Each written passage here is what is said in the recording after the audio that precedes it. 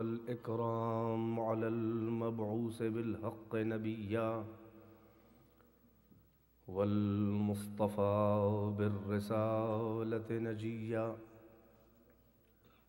العبد المؤيد والرسول المسدد والنبي الممجد والمصطفى الأمجد والمحمود الأحمد صاحب الوقار والسكينة المدفون بأرض المدينة سيدنا ومولانا وحبيب قلوبنا وطبيب نفوسنا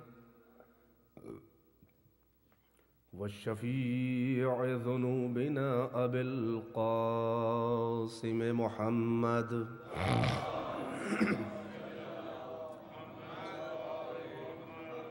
وآله الطيبين الطاهرين المعصومين أعلام الورى ومصابيح الدجى وأمان لأهل السرى الذين أذهب الله عنهم الرجس وطهرهم تطهيرا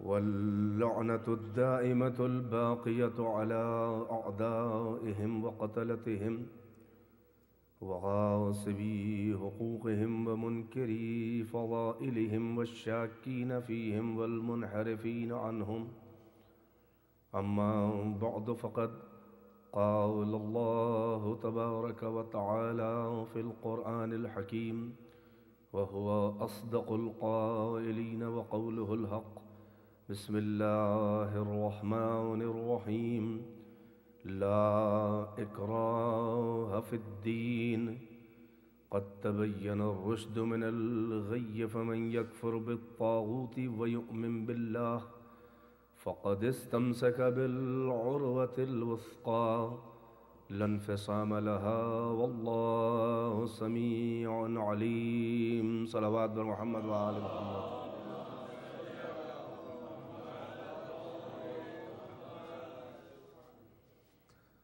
بزرگان محترم اور عزاداران سید الشہداء،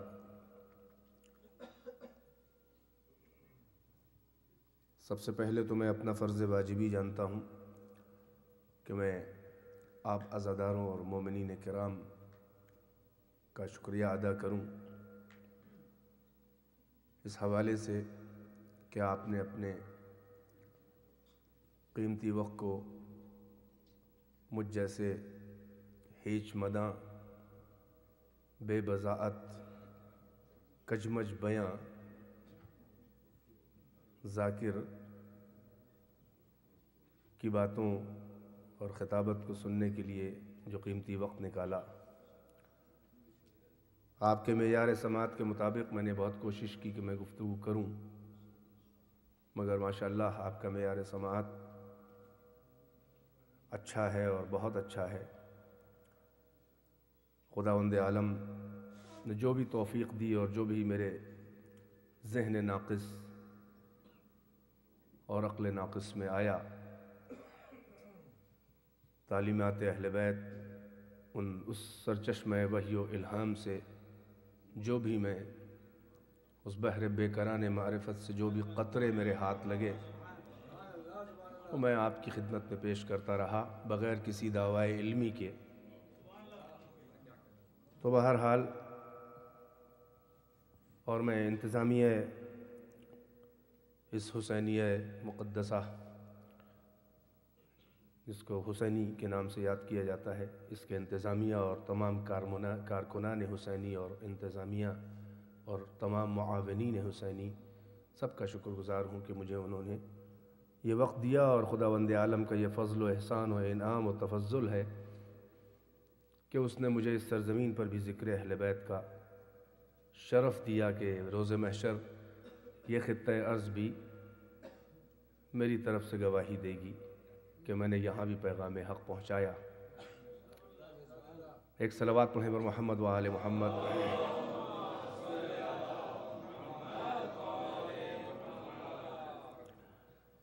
ارشاد حضرت احدیت ہے، کمال بے نیازی کے ساتھ عقل انسانی اور حریت اور آزادی انسانی کی رگ کو اللہ جھنجھوڑ کے یہ کہہ رہا ہے کہ لا اکراہ فی الدین، میرے دین میں کوئی جبر نہیں ہے، کوئی اکراہ نہیں ہے۔ یہی خصوصیت دین خدا ہے کہ اس میں کوئی زبردستی نہیں ہے، یعنی یہاں نظریات تھوپے نہیں جاتے بلکہ سوچنے کا موقع دیا جاتا ہے۔ اور اب اس آیت کے تحت میری گفتگو آخری مرحلے تک پہنچ چکی، جس میں آپ کے اذہان عالیہ کو میں یہاں تک لے آیا کہ عقلوں سے پردہ کرنے والے اس پردہ نشین نے اپنے کمال ازلی سے کچھ ایسی شخصیتیں اور کچھ ایسے آئینے ڈھالے جو اس کے صفات جلال و جمال و کمال کے آئینہ تھے، اور ان کی بے عیبی سے اللہ نے، جسے اصطلاح میں عصمت کہتے ہیں، ان کی بے عیبی سے خداوند عالم نے وہ کام لیا کہ جو اس کا اپنا کام تھا، یعنی انہی کی بے عیبی اور انہی کے کمالات سے اللہ نے اپنے کو منوا لیا۔ یہی سبب ہے کہ اللہ کی سب سے بڑی آیت اور سب سے بڑی حجت اہل بیت ہے۔ پھر بھی خداوند عالم نے یہ نہیں کہا کہ اب انہیں بغیر سوچے بغیر سمجھے ہوئے مان لو۔ اگر ایسا کوئی جبر و زبردستی کرنی ہوتی تو کمالات اور فضائل کی ضرورت ہی نہ ہوتی۔ فضائل و کمالات اسی لیے دیے گئے، اسی لیے بے عیب بنایا کہ عقل انسانی کو اپنا اسیر کر لو، اپنے در پہ جھکا لو، اپنے کمالات کو دکھا کر، اپنی بے عیبی اور پاکیزگی اور اپنی مظلومیت، قدرت کے ساتھ مظلومیت دکھا کر عقول کائنات کو اہل بیت نے اپنے تک کھینچا، اور یہ انسان سے کہا ایسا نہیں ہے کہ یہ فقط وہ نمونے ہیں کہ تم بس انہیں مانو، یعنی یہ مان لو کہ یہ ایسے ہیں، یہ فقط مطالبہ نہیں ہے۔ اس لیے کہ اہل بیت کو کوئی شوق نہ تھا، نہ اللہ کو کوئی شوق تھا کہ بس وہ اپنے کو پہچنوائے اور دکھائے۔ پہچنوایا اس لیے ہے کہ اپنے کو منوائے، یا یوں کہوں کہ ہر فرد بشر کو، ہر انسان کو خداوند عالم یہ چاہ رہا ہے کہ تو خود بندہ خدا نما بن جا۔ راستہ کھلا ہوا ہے، یعنی تخلقوا باخلاق اللہ، حدیث میں ہے کہ تخلقوا باخلاق اللہ، اپنے کو اخلاق خدا سے سجاؤ۔ توجہات کا طالب ہوں، یعنی اللہ کے صفات اور اخلاق کے زیور سے اپنی انسانیت کو سجاؤ، تبھی تو بندہ خدا نما بن جاؤ کہ تم میں خدا دکھائی دینے لگے، اپنے خدا کی مثل بن جا۔ چنانچہ حدیث قدسی میں آیا کہ عبدی اطعنی اجعلک مثلی، اے میرے بندے میری اطاعت کر، میں تجھے اپنا مثل بنا دوں گا۔ انا حی لا یموت، میں حی ہوں کہ جسے موت نہیں آنے والی ہے، تجھے ایسا زندہ بنا دوں گا کہ جسے موت نہ آئے۔ یہ حدیث قدسی ہے، توجہ کا طالب ہوں، یعنی یہ کہ میرے قریب آ، وہ قربت مکانی نہیں بلکہ میری اطاعت کر کے ایسا بن جا کہ تو سب سے بڑی میری دلیل بن جا وجود کی۔ یعنی خدا فقط یہ نہیں چاہتا کہ انسان کلمہ شہادتین پڑھ لے، کلمہ توحید پڑھ لے، کلمہ رسالت پڑھ لے، نہیں، بلکہ اپنے کو ایسا بنا کہ تو تیرا وجود جو ہے وہ خود بخود توحید کے کلمے کا مجسمہ بن جائے، یعنی تیرا وجود کلمہ بن جائے، فقط تیری زبان سے کلمہ نہ ادا ہو۔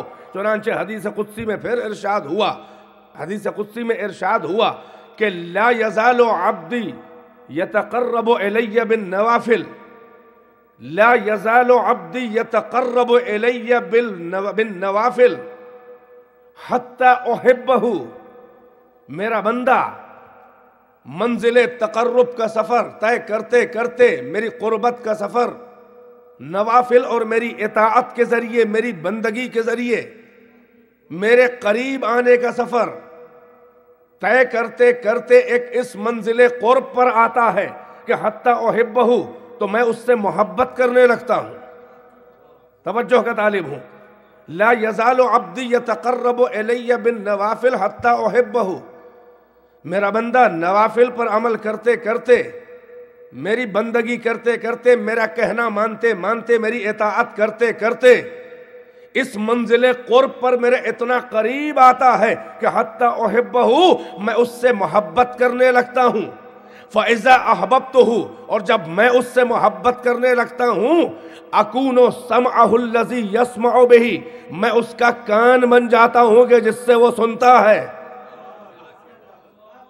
بھئی کنیکٹ نہیں ہو رہے ہیں آپ میری اس حدیث کی گہرائیوں تک؟ آپ اذہان عالیہ کو خود سوچ کے پہنچائیں کہ خداوند عالم کہہ رہا ہے کہ لا یزال عبدی یتقرب الی بالنوافل، میرا بندہ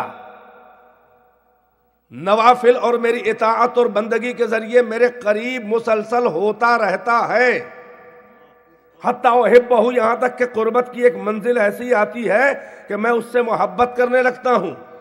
فَإِذَا أَحْبَبْتُهُ أَكُونُ سَمْعَهُ الَّذِي يَسْمَعُ بِهِ وَبَصَرَهُ الَّذِي يُبْصِرُ بِهِ وَأُذُنُهُ الَّذِي سَمْعَهُ الَّذِي يَسْمَعُ بِهِ وَلِسَانَهُ الَّذِي يَنْطِقُ بِهِ وَيَدَهُ الَّتِي يَبْطِشُ بِهَا، میرا بندہ تقرب کی منزلیں طے کرتا کرتا اس منزل پہ آتا ہے کہ میں اس سے محبت کرنے لگتا ہوں، اور جب میں اس سے محبت کرنے لگتا ہوں تو میں اس کا کان بن جاتا ہوں کہ جس سے وہ سنتا ہے، میں اس کی آنکھ بن جاتا ہوں جس سے وہ دیکھتا ہے، میں اس کی زبان بن جاتا ہوں جس سے وہ بولتا ہے، میں اس کا ہاتھ بن جاتا ہوں جس سے وہ جنگ کرتا ہے۔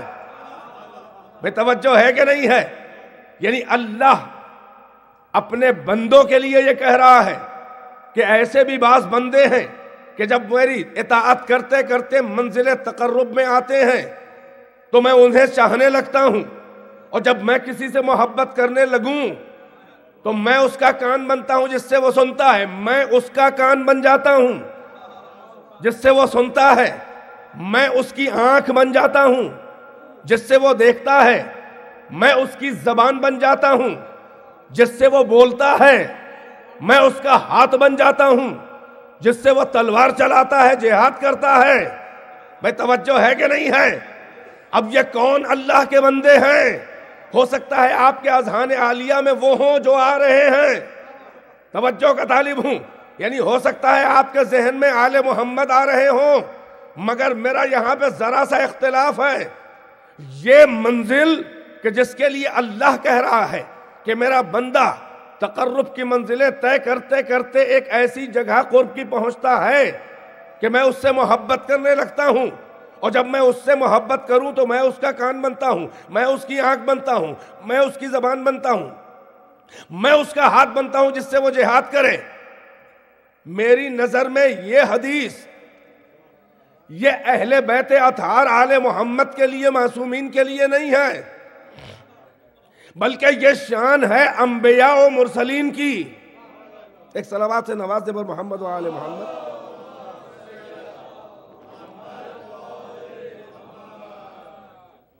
یہ شان ہے انبیاء و مرسلین کی، یہ آل محمد کی شان نہیں ہے۔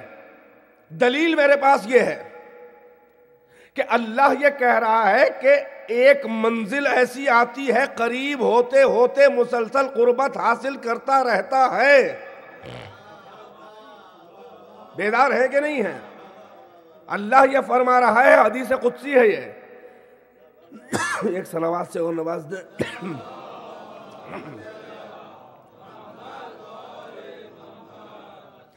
یہ حدیث قدسی ہے، یہ کلام خدا ہے۔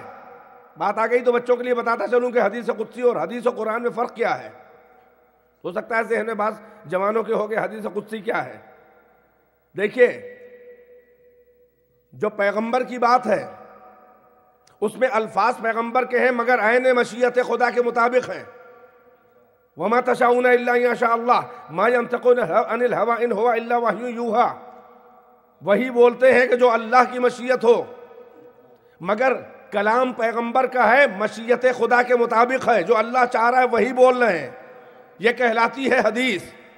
مگر ایک کلام وہ ہے کہ اللہ کا کلام ہے، الفاظ بھی اللہ کے ہیں، اس میں دو قسمیں ہیں۔ ایک قسم یہ ہے کہ بحیثیت قرآن کے وہ اللہ کا کلام نازل ہوا ہے، قرآن کی حیثیت سے نازل ہوا ہے، اسے قرآن مجید کہا گیا۔ اور ایک کلام خدا وہ ہے جو اللہ کی گفتگو اپنے حبیب سے ہے، اللہ کی بات ہے، اللہ کے الفاظ ہیں، مگر وہ قرآن نہیں ہے، وہ قرآن نہیں ہے، اسی لیے اسے حدیث قدسی کہا گیا۔ یعنی وہ کلام جو اللہ کا ہے، الفاظ اللہ کے ہیں، بات اللہ کی ہے، اپنے نبی سے بات اللہ کر رہا ہے، مگر وہ جزو قرآن نہیں ہے بلکہ وہ اللہ کا کلام ہے، لہذا اسے حدیث قدسی کہا گیا۔ مگر اس کی اہمیت کم نہیں ہے اگر ثابت ہو جائے کہ حدیث قدسی ہے، اس لیے کہ سبھی پیغمبر کی زبان سے ملے ہیں، الگ سے تو ملا نہیں ہے جو فرق کیا جائے۔ توجہ ہے کہ نہیں ہے؟ اب اس حدیث قدسی میں خدا فرما رہا ہے کہ میرا بندہ مسلسل میرے قریب ہوتا رہتا ہے یہاں تک کہ میں اسے محبت کرنے لگتا ہوں، اور جب میں کسی سے محبت کروں تو میں اس کا کان بنتا ہوں جس سے وہ دیکھے، میں اس کی آنکھ بنتا ہوں جس سے وہ دیکھے، میں اس کا کان بنتا ہوں جس سے وہ سنے، میں اس کی زبان بنتا ہوں جس سے وہ بولتا ہے، میں اس کا ہاتھ بنتا ہوں جس سے وہ تلوار چلاتا ہے۔ یہ منزل ائمہ اہل بیت کی نہیں ہے، یہ چہاردہ معصومین کی نہیں ہے، ذہنوں میں وہی آ رہے ہوں گے آپ کے، مگر یہ منزل جو ہے وہ ائمہ کی نہیں ہے بلکہ انبیاء و مرسلین کی ہے۔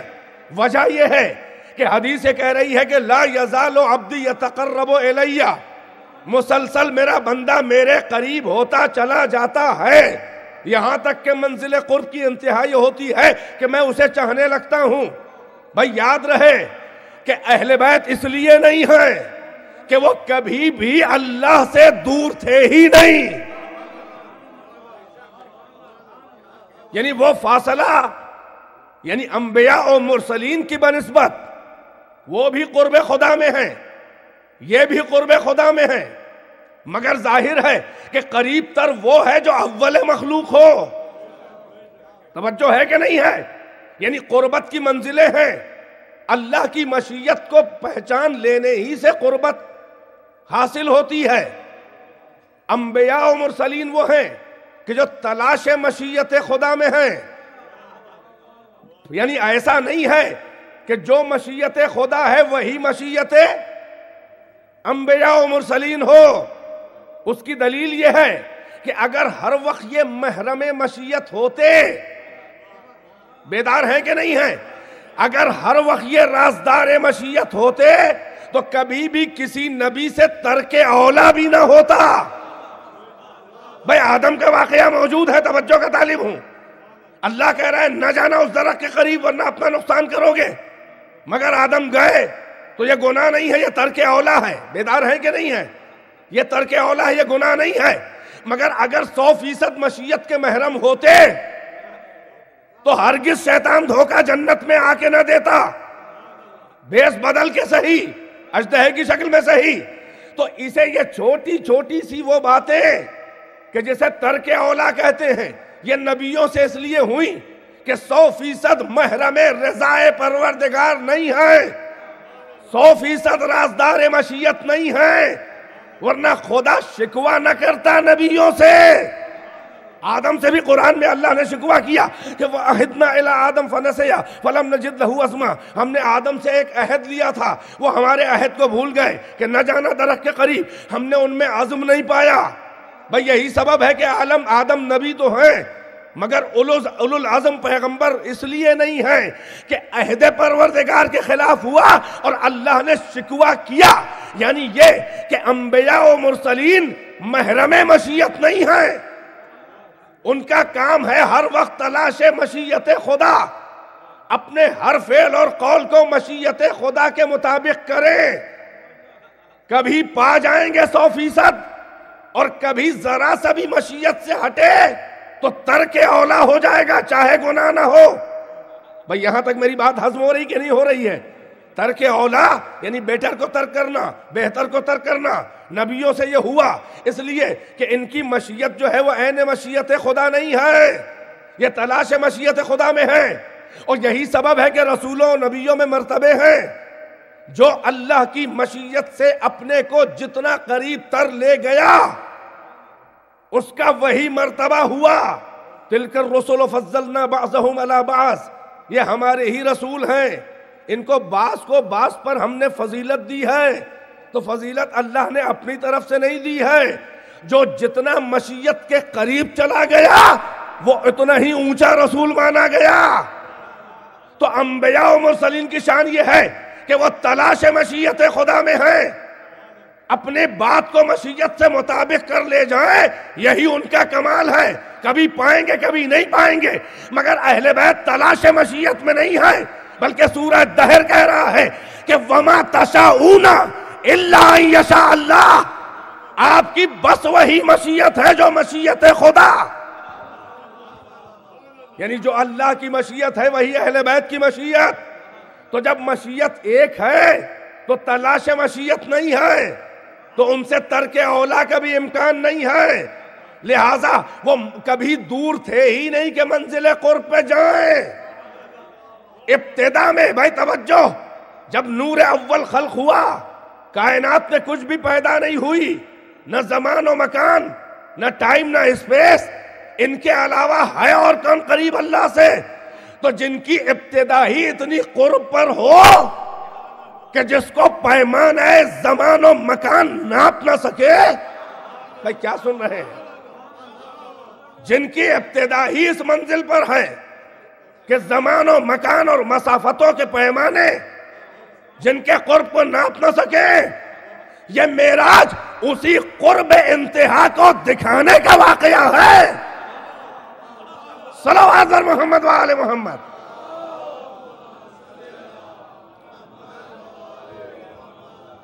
ذرا سا سطح ذہن کو اوپر لائیں بھائی، پچھلی تقریروں سے کنیکٹ کریں. جو میں جس منزل پہ آیا میں اس سے نیچے نہیں لا سکتا اب آپ کو، لہٰذا آپ کے اذہان عالیہ میرے ساتھ ساتھ رہے اور بس آپ توجہ سے سنیں اور پچھلی معلومات کو استعمال کریں کہ انبیاء و مرسلین منزل قرب انتہا پہ نہیں تھے، قریب تھے مگر اور قریب آنے کی ضرورت تھی.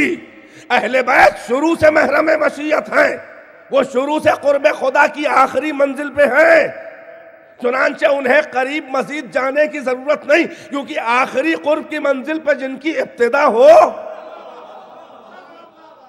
قرب کی آخری منزل پہ جن کی ابتدا ہو، وہ اور مزید کیا جائیں. تو یہ جو حدیث ہے کہ لا یزال عبدی یتقرب الی بالنوافل حتی احبہ، بہت بیدار رہیے گا. میرا بندہ مسلسل نوافل پہ میری اطاعت کر کے عمل کرتا کرتا میرے قرب کی منزلیں طے کرتا رہتا ہے، یہاں تک کہ میں اس سے محبت کرنے لگوں. توجہ ہے کہ نہیں ہے؟ اہل بیت اس لیے نہیں ہے کہ یہ کب ایسا زمانہ گزرا کہ یہ محبوب خدا نہ ہو. بھائی اللہ نے انہیں اپنے مقام محبت سے پیدا کیا. یہ یاد رہے کہ اہل بیت کو ہمارے لیے نہیں پیدا کیا ہے. اگر اہل بیت کو ہمارے لیے پیدا کیا ہوتا تو ہم افضل ہو جاتے، اہل بیت مفضول ہو جاتے.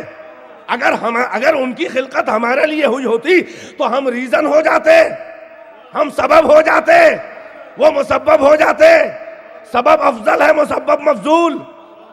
بھائی جس کے لیے کوئی چیز بنائی گئی ہو وہ افضل ہے، اور جو چیز کسی کے لیے بنائی جائے وہ چیز مفضول ہے. بھائی مکان افضل ہے کہ مکین؟ مکین کے لیے مکان پیدا کیا تو مکان افضل نہیں ہے، مکین افضل. گوہر افضل ہے کہ صدف؟ گوہر افضل ہے. روح افضل ہے کہ جسم؟ روح افضل ہے. بھائی بیدار ہے کہ نہیں ہے؟ لولاک لما خلقت الافلاک، پیغمبر سے کہا اگر آپ کو پیدا نہ کرنا ہوتا تو کائنات کو پیدا نہ کرتا. تو محمد اور آل محمد کائنات سے اونچے اس لیے ہیں کہ ان کے لیے اسے پیدا کیا ہے. بیدار ہے کہ نہیں ہے؟ تو اہل بیت کو اللہ نے کس کے لیے پیدا کیا؟ ہمارے لیے نہیں پیدا کیا. اگر اہل بیت کو اللہ نے ہمارے لیے پیدا کیا تو ہم افضل ہو گئے. یعنی یہ کہ ہماری ہدایت کے لیے پیدا کیا تو ہم اس لیے افضل ہو گئے کہ ہم ان کے وجود کا ریزن ہو گئے. یعنی اللہ کو اگر ہمیں نہ پیدا کرنا ہوتا یا ہماری ہدایت نہ کرنی ہوتی تو انہیں بھی پیدا نہ کرتا. اگر ہم یہ مان لیں کہ ہماری ہدایت کے لیے اہل بیت کو پیدا کیا تو اس کا مطلب ہم اونچے ہو گئے، ہم ان کے وجود و خلقت کا سبب ہو گئے۔ اگر ہماری ہدایت منظور نہ ہوتی تو اللہ اہل بیت کو پیدا نہ کرتا۔ نہیں، اہل بیت محمد و آل محمد کی خلقت ہمارے لیے نہیں ہے۔ ہماری ہدایت اگر منظور ہے تو فقط انہیں اپنے نور کو لباس بشر میں بھیج دیا ہے، بھیجا ہمارے لیے ہے، پیدا نہیں کیا ہمارے لیے۔ اسی لیے اللہ نے اپنے حبیب سے یہ نہیں کہا کہ ہم نے آپ کو عالمین کی رحمت کے لیے خلق کیا ہے، نہیں، یہ نہیں کہا کہ آپ کو خلق کیا ہے رحمت۔ وَمَا أَرْسَلْنَاكَ إِلَّا رَحْمَةً لِّلْعَالَمِينَ، ہم نے آپ کو نہیں بھیجا مگر عالمین کی رحمت کے لیے، یعنی حبیب خدا کا عرش سے لے کر فرش خاکی تک خوش خرام ہو جانا، وہاں سے یہاں تک آ جانا، یہ عالمین کے لیے رحمت ہے۔ محمد کے وجود کی بات نہیں ہو رہی ہے، وہ تو اس سے بھی اونچا ہے۔ وہ فقط وہاں سے قرب خدا سے شکل بشری میں وہ وہاں سے یہاں آ جائیں تو یہ ادائے محمد عالمین کے لیے رحمت ہے۔ تو اللہ نے انہیں پیدا ہمارے لیے نہیں کیا ہے، بلکہ حدیث قدسی بتا رہی کیوں پیدا کیا۔ 2 دن سے مسلسل آپ سن رہے ہیں اس حدیث کو، کنت کنزا مخفیہ فاحببت، میں چھپا ہوا خزانہ تھا، مجھے محبت ہوئی کہ میں پہچانا جاؤں۔ اللہ نے اپنی قدردانی کے لیے اپنی محبت میں انہیں پیدا کیا ہے۔ توجہ ہے کہ نہیں ہے؟ تو جنہیں اپنی محبت میں پیدا کیا وہی تو محبوب خدا ہیں۔ تو جب یہ محبوب خدا ہیں تو اس حدیث کا مطلب یہ اس لیے نہیں ہو سکتے کہ وہاں کہا گیا کہ وہ قریب ہوتا چلا جاتا ہے تو ہم اس سے محبت کرنے لگتے ہیں، اور یہ تو پہلا ہی دن سے محبوب خدا ہیں، پیدا ہی اللہ نے انہیں محبوب کیا۔ توجہ ہے کہ نہیں ہے؟ اب یہاں تک میری تمہیدی منازل کی محنتیں، یہاں سے خاص توجہ چاہیے۔ اہل بیت اس سے مراد نہیں ہے، انبیاء و مرسلین جو منزل تقرب خدا میں سفر کرتے رہتے ہیں، اور وہاں تک پہنچ کر ایک منزل ایسی آتی ہے کہ اللہ کہتا ہے ہم اس سے محبت کرنے لگے، اور جب اللہ محبت کرے تو کہہ رہا ہے کہ ہم اس کا کان بنتے ہیں جس سے وہ دیکھے، ہم اس کی آنکھ بنتے ہیں جس سے وہ دیکھے، ہم اس کا کان بنتے ہیں جس سے وہ سنتا ہے، ہم اس کی زبان بنتے ہیں جس سے وہ بولتا ہے، ہم اس کا ہاتھ بنتے ہیں جس سے وہ جنگ کرتا ہے۔ توجہ ہے کہ نہیں ہے؟ اب بہت خاص اس جملے کی گہرائی پہ غور کیجئے گا۔ بھائی اللہ کا کسی کی آنکھ بن جانا اور ہے، اور کسی کا اللہ کی آنکھ بن جانا نہیں۔ ابھی پورا مجمع متوجہ نہیں ہے۔ اللہ کا کسی کی آنکھ بن جانا اور ہے، کسی کا اللہ کی آنکھ بن جانا اور ہے، اللہ کا کسی کا کان بن جانا اور ہے، کسی کا اللہ کا کان بن جانا اور ہے۔ غور کیا؟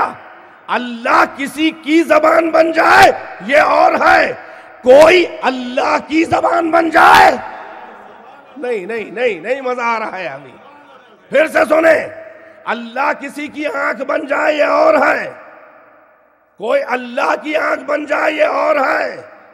بھائی میں اپنی بات کو وضاحت اور گہرائی کے ساتھ پہنچا رہا ہوں، باقی آپ کے سمجھنے کے اوپر ہے۔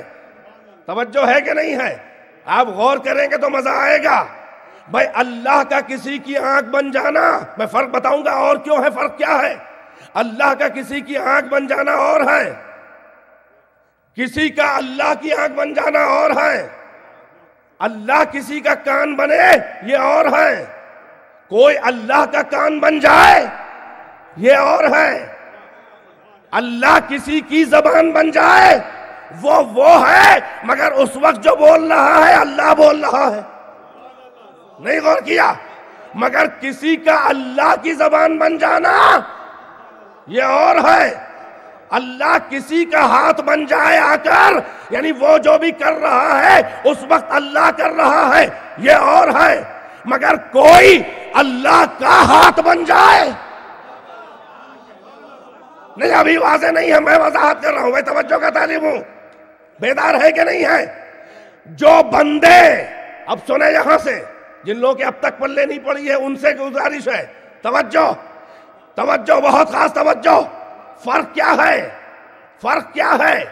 اللہ کسی کی آنکھ بنے یہ اور ہے، کوئی اللہ کی آنکھ بن جائے یہ اور ہے، اللہ کسی کا کان بن جائے یہ اور ہے، اللہ کا کوئی کان بن جائے یہ اور ہے، اللہ کسی کی زبان بنے یہ اور ہے، اللہ کوئی اللہ کی زبان بن جائے یہ اور ہے، اللہ کسی کا ہاتھ بن جائے یہ اور ہے، کوئی اللہ کا ہاتھ بن جائے یہ اور ہے۔ فرق بتا دے دونوں میں کیا ہے؟ وہ بندے کہ جو مقام ربوبیت تک پرواز نہیں کر سکتے، وہ بندے جن کی اڑان مقام ربوبیت تک نہیں ہے، وہ اللہ کے تقرب میں اطاعت خدا کرتے رہتے ہیں یہاں تک کہ اپنی ساری قدرت صرف کر کے ایک منزل پہ آ کے ٹھہر جاتے ہیں کہ جس کے آگے ان کی پرواز اور پہنچ نہیں ہے، تو اللہ ان کے خلوص کو دیکھ کر اپنے مقام ربوبیت سے وہ نزول کرتا ہے، کہتا اب تک کہ تم ہمارے قریب آ رہے تھے، اب اس کے آگے تم نہیں آ سکتے، تو ہم آ رہے ہیں، ہم تمہاری آنکھ بنیں گے، ہم تمہارا کان بنیں گے، ہم تمہاری زبان بنیں گے، ہم تمہارا ہاتھ بنیں گے۔ یہ وہ بندے ہیں کہ جن کی پرواز وہاں تک نہیں ہے، مگر وہ بندے کہ جن کی پرواز مقام ربوبیت تک ہے، اللہ ان کا ہاتھ نہیں بنتا، وہ بلند ہو کے اللہ کے ہاتھ بن جاتے ہیں۔ صلوات بر محمد وآل محمد۔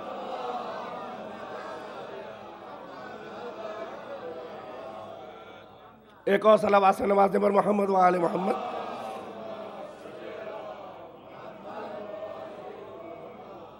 نہیں، اب بھی شاید واضح نہیں ہوئی بات۔ خدا بنا آ کے ہاتھ ابراہیم کا، یعنی قوت ربانیہ ابراہیم کے ہاتھ میں آئی، اللہ مقام ربوبیت سے نزول کیا اس نے، ابراہیم کے ہاتھ میں قوت ربانیہ آئی، بت کو توڑ دیا، توجہ ہے کہ نہیں ہے؟ موسیٰ تک نزول ہوئی، ید بیضا بن گیا، عیسیٰ تک آئی، مردے زندہ کرنے لگے، دست مسیحائی پھیرنے لگے، یعنی اللہ ان کے اعضاء و جوارے کی قوت بنا، قوت پروردگار ان کے اعضاء و جوارے سے جڑی، مگر ان کی پرواز یہ نہیں ہے بھائی اللہ عین عیسیٰ تو بن سکتا ہے مگر عیسیٰ عین اللہ نہیں ہے۔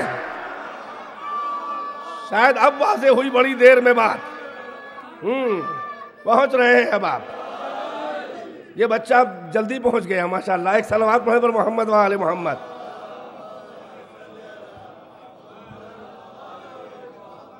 غور فرمانے میں کیا عرض کرنا چاہ رہا ہوں، مقام ربوبیت جہاں تک ہر بندے کی رسائی نہیں ہے، قوت پروردگار اس کی ریاضت اور اطاعت کو دیکھ کر قوت پروردگار اس کے اعضاء و جوارے کے ساتھ ہو جاتی ہے۔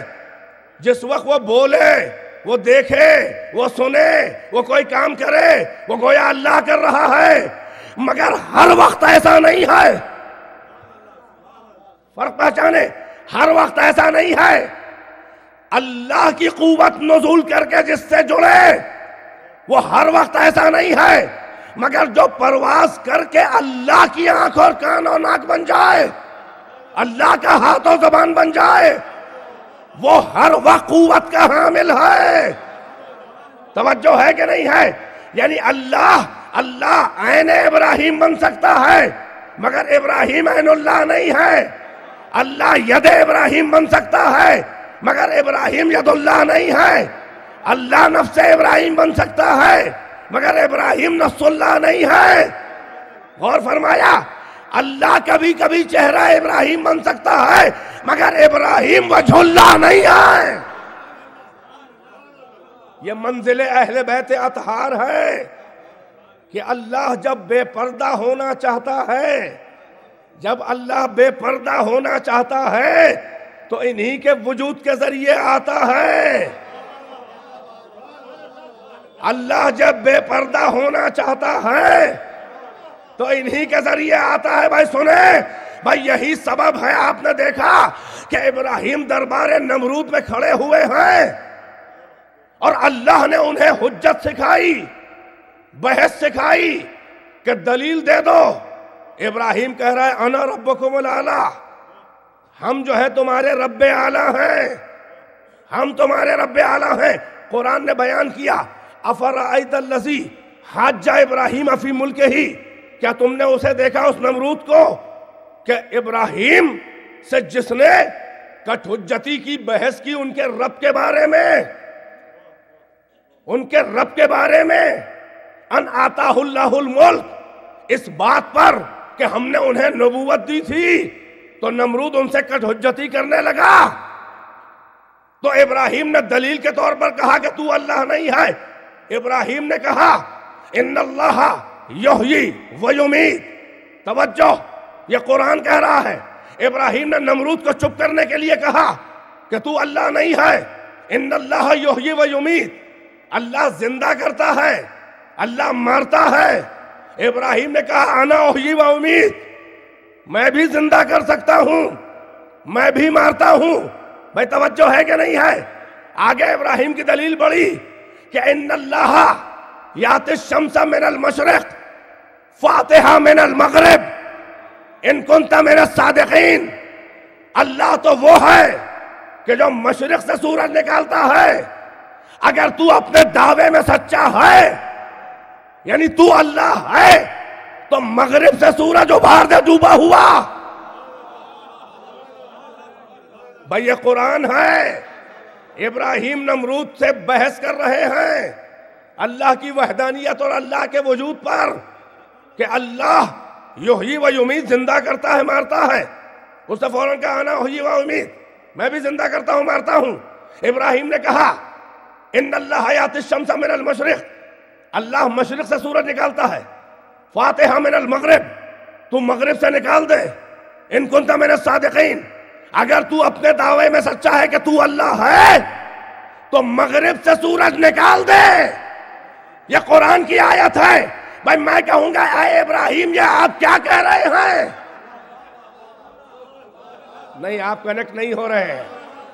اے ابراہیم یہ آپ کیا کہہ رہے ہیں کہ تو مغرب سے سورج نکال دے تو اللہ ہے؟ بھائی بیدار ہے کہ نہیں ہے؟ عجب مسئلہ ہے. وحدہ لا شریک کی وحدانیت کی بات ہو رہی ہے اور پیش یہ کر رہے ہیں کہ میرا اللہ مشرق سے سورج نکالتا ہے. تو اگر دعوی الوہیت میں سچا ہے تو مغرب سے سورج نکال دے. اے ابراہیم یہ کیا کہہ رہے ہیں؟ وحدہ لا شریک کی توحید کی دلیل ہے اور آپ کہہ رہے ہیں کہ مغرب سے سورج نکال دے. پہلی بات تو یہ کہ اب تک تو یہ واقعہ ہوا نہ تھا, ذہن ابراہیم میں آیا کیسے؟ بھئی آئے میرے ساتھ تو مزہ آئے گا. اب تک تو یہ واقعہ ہوا نہ تھا, ذہن ابراہیم میں آیا کیسے؟ اللہ کہہ رہا ہے کہ یہ وہ ہماری حجت ہے. تلک حجتن, ہماری یہ وہ حجت ہے. القینا الی ابراہیم, کہ ہم نے ابراہیم کو یہ سکھائی تھی. یعنی سب سے بڑی دلیل کافر کو چپ کرنے والی. اللہ کہہ رہا ہے کہ یہ وہ حجت ہے کہ جسے ہم نے ابراہیم کو سکھا دیا تھا. اور اثر یہ ہوا, قرآن بتا رہا ہے کہ جیسے ہی ابراہیم نے یہ دلیل دی کہ میرا اللہ مشرق سے سورج نکالتا ہے، تو اگر رب ہے، اگر تو اللہ ہے تو مغرب سے سورج نکال دے۔ اب تک کہ بحث کر رہا تھا، اب اس چیلنج کے بعد کیا ہوا؟ فَبُہِتَ الَّذِي كَفَرَ، کافر جو ہے وہ اسپیچ لیس ہو گیا، جواب نہ دے پایا۔ بھائی میں کہوں گا اے ابراہیم، یہ آپ کیا کہہ رہے ہیں؟ اللہ نے سکھایا ہے، ابھی تک یہ واقعہ ہوا نہیں تھا۔ اس کا مطلب یہ ہے کہ اللہ کی طرف سے ابراہیم کو یہ علم دیا گیا تھا۔ بھائی بیدار ہے کہ نہیں ہے؟ مستقبل میں کسی آنے والے ولی اللہ کے کمال کے بھروسے، بھائی ضائع تو نہیں کر رہے ہیں؟ نگاہ خلیل دیکھ رہی تھی، اللہ نے علم دیا تھا مستقبل میں کوئی ولی اللہ آنے والا تھا، لہذا ابراہیم نے اس کے اعتبار پہ یہ چیلنج دے دیا، اس کے اعتبار پہ یہ چیلنج دے دیا۔ اب قرآن جو کہہ رہا ہے کہ ابراہیم نے جو نمرود کو چپ کیا، یہ کہہ کے چپ کیا کہ اللہ مشرق سے سورج نکالتا ہے، اگر تو اللہ ہے تو مغرب سے نکال دے۔ اب علی نے سورج پلٹا دیا۔ اب میرا توحید کے پرستاروں سے ایک سوال ہے کہ قرآن قانون ہے، اللہ نے ابراہیم کو سکھایا، ابراہیم نے نمرود کو دلیل دی کہ اگر تو اللہ ہے تو مشرق سے نکالتا ہے، میرا اللہ سورج، تو اللہ ہے تو مغرب سے نکال دے۔ اب ان توحید کے پرستاروں سے کون پوچھے کہ علی نے سورج پلٹا دیا؟ اگر بہت قرآن کو تم مانتے ہو، مجھے اگلا جملہ کہنے کی ضرورت نہیں ہے، اور یہ صلوات پر محمد و آل محمد۔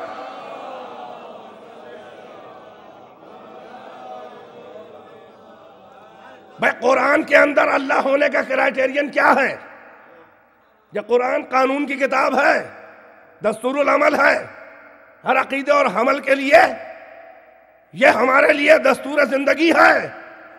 قرآن میں تو اللہ ہونے کا معیار ابراہیم نے پیش کر دیا۔ آئے سرحد کفر و ایمان پہ آئے تو پھر یا علی کہہ کے بچیں گے۔ میرا کہنا ہے کہ قرآن نے جو معیار بیان کیا ہے، اللہ نے بیان کیا ہے، قرآن اللہ کا کلام ہے۔ قرآن میں اللہ ہونے کا معیار کیا ہے؟ ابراہیم کا چیلنج بتا رہا ہے، میرا اللہ جو ہے مشرق سے سورج پلٹاتا ہے، تو مغرب سے پلٹا دے۔ تاریخ شاہد ہے کہ علی نے پلٹا دیا۔ اب اہل بیت کو قرآن سے الگ کرنے والے الگ رہنے دینا، نہیں غور کر رہے ہیں؟ اہل بیت پہ بھروسہ نہ کرنے والوں، اطرت کو کنارے کر کے قرآن کو پکڑنے والوں، اب اہل بیت کے قریب نہ آنا، اب قرآن سے ہمیں توحید دکھاؤ۔ تمہارے مجال ہو تو قرآن سے اپنی توحید بچاؤ۔ نہیں پہنچ رہے، نہیں آج توجہ نہیں فرما رہے ہیں۔ قرآن میں معیار یہی تو ہے جو مغرب سے پلٹا دے۔ قرآن نے معیار پیش کیا، علی نے پلٹا دیا۔ جو اہل بیت کی سیرت کو ان کو معصوم نہیں مانتے، جو اطرت سے بے نیاز ہیں، جن کے لیے کلام خدا کافی ہے، میرا ان کو چیلنج ہے کہ قرآن کے آگے نہ بڑھنا، اب در علی تک نہ آنا، اور تمہارے عقیدے میں دم ہے تو خالی قرآن کو لے کے بچا لو توحید اپنی۔ اب بھی نہیں غور کیا؟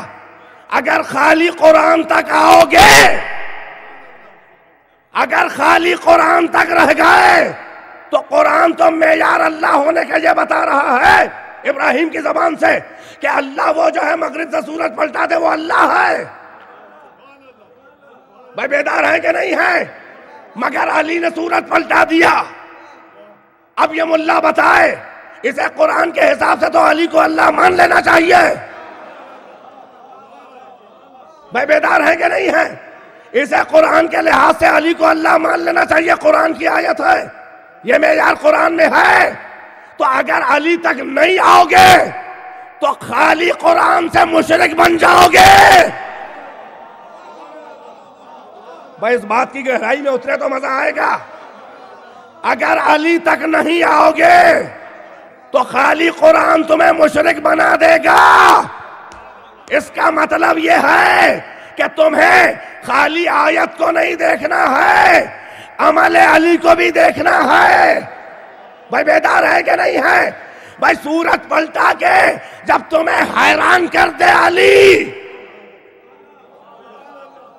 قرآن میں معیار یہی ہے، جب صورت پلٹا کے علی تمہیں حیران کر دے، توحید خطرے میں پڑ جائے تو علی سے بھاگنا نہیں، ارے علی کے قریب آ کے دیکھو، جب یہ سجدہ کرے گا۔ بھئی ہر بات میری وہیں پہ آ کے ٹھہرتی ہے۔ جب یہ علی سجدہ کرے گا، اس کا مطلب یہ ہے کہ جو قرآن کو لے کے سیرت علی کو نہ دیکھے گا، جو علی کے سجدوں کو معتبر نہ جانے گا، وہ مشرک ہو جائے گا۔ اس کا مطلب یہ ہے کہ کمالات علی پہ اگر فقط نظر ہے تو جگہ جگہ شرک نظر آئے گا، اور اگر کمالات علی کے ساتھ بندگی علی کو ملا کے دیکھا جائے گا تو توحید نظر آئے گی۔ وجہ یہ ہے کہ انہی نے مفہوم بتایا توحید کا بھی، اور جو اپنی اذانوں میں اللہ اکبر کہہ رہے ہو، شاید کوئی نئی بات ہو بھائی، سماعتیں بیدار رکھیں، جو اذانوں میں اللہ اکبر کہہ رہے ہو، اس کا مفہوم کیا ہے؟ اللہ اکبر عربی زبان کا یہ جملہ ہے، سبجیکٹ پریڈیکیٹ ہے، بس دو لفظ ہیں، اللہ اکبر۔ اللہ اکبر ہے، کیا ترجمہ کیا جائے؟ سن لیں آج مفہوم تکبیر، تاکہ آپ کو تکبیر کہنے میں مزہ آئے۔ ہمیں کوئی کائنات کے لوگ بتائیں کہ تکبیر کا مطلب کیا ہے، اللہ اکبر کے میننگ کیا ہے؟ بھئی حد سے حد یہی تو بتائیں گے، یہی تو کہیں گے کہ اللہ اکبر ہے، اللہ اکبر من کل شے، اللہ سب سے بڑا ہے، ہر شے سے بڑا ہے۔ اکبر کیا ہے؟ سپرلیٹیو ہے، اور سپرلیٹیو میں کمپیریزن ہوتا ہے۔ آئے میرے ساتھ تو مزہ آئے گا، مجھے بھی بہت دیر تک آپ کو زحمت نہیں دینی ہے، بیدار رہیے، بیدار رہیے۔ میں بہت اندر کی قوت سے پڑھ رہا ہوں یہ مجلسیں، اس لیے کہ بہرحال سینہ جکڑا ہے، ایگزرٹ ہو رہا ہوں، مگر مجھے اپنے صحت کا خیال اس لیے نہیں ہوتا کہ اگر یہیں پر سے پیغام اجل آ جائے تو چند زینے اوپر سے اور قریب ہو جائے گی، منزل قرب آسان ہو جائے گی میرے لیے، ممبر کی بلندی سے اور قریب ہو جاؤں گا، اور ذکر کرتے کرتے جاؤں گا تو کوئی ثبوت کی ضرورت ہی نہیں رہ جائے گی کسی کی۔ تو لہٰذا اس میں جو خون جگر پلا رہا ہوں آپ کو، اس کی قدر کریں اور وہ رائے گا نہ جائے۔ اللہ اکبر کا مفہوم سنے، شاید آپ نے کبھی نہ سنا ہو، مگر آپ کے عقلوں سے قریب کر کے عرض کرنا چاہ رہا ہوں۔ یہی تو آپ کہیں گے اللہ اکبر من کل شے، اللہ ہر شے سے اکبر ہے، بڑا ہے۔ کبیر، اکبر سپرلیٹیو، کبیر بڑا، اکبر سب سے بڑا۔ سپرلیٹیو کے اندر، تفضیل کے اندر، اس میں تفضیل عربی میں جسے سپرلیٹیو کہتے ہیں آپ، سپرلیٹیو کے اندر یہ معنی چھپا ہے کہ اس میں کمپیریزن ہوتا ہے، من چھپا ہوتا ہے، یعنی کیا؟ اکبر من ہذا من ذالک، اس سے بڑا، اس سے بڑا، ہر شے سے بڑا، بہرحال ایک کمپیریزن ہے۔ تو اب اللہ اکبر کا مفہوم کیا ذہن میں آتا ہے کہتے وقت؟ بھئی یہی نا کہ آپ ہر چیز سے ملائیں گے، یعنی کائنات میں جتنی مخلوقات، جتنی چیزیں ہیں، آپ اس سے کہیں گے کہ اللہ اس سے بڑا ہے، تو کیا میں یہ کہوں کہ اللہ ایک مائک سے بڑا ہے؟ غور سے سنیں، ہے تو بڑا، لیکن کیسا لگا؟ کیا میں کہوں اللہ اس گلاس سے بڑا ہے؟ کیا میں کہوں اللہ جو ہے اس پہاڑ سے بڑا ہے؟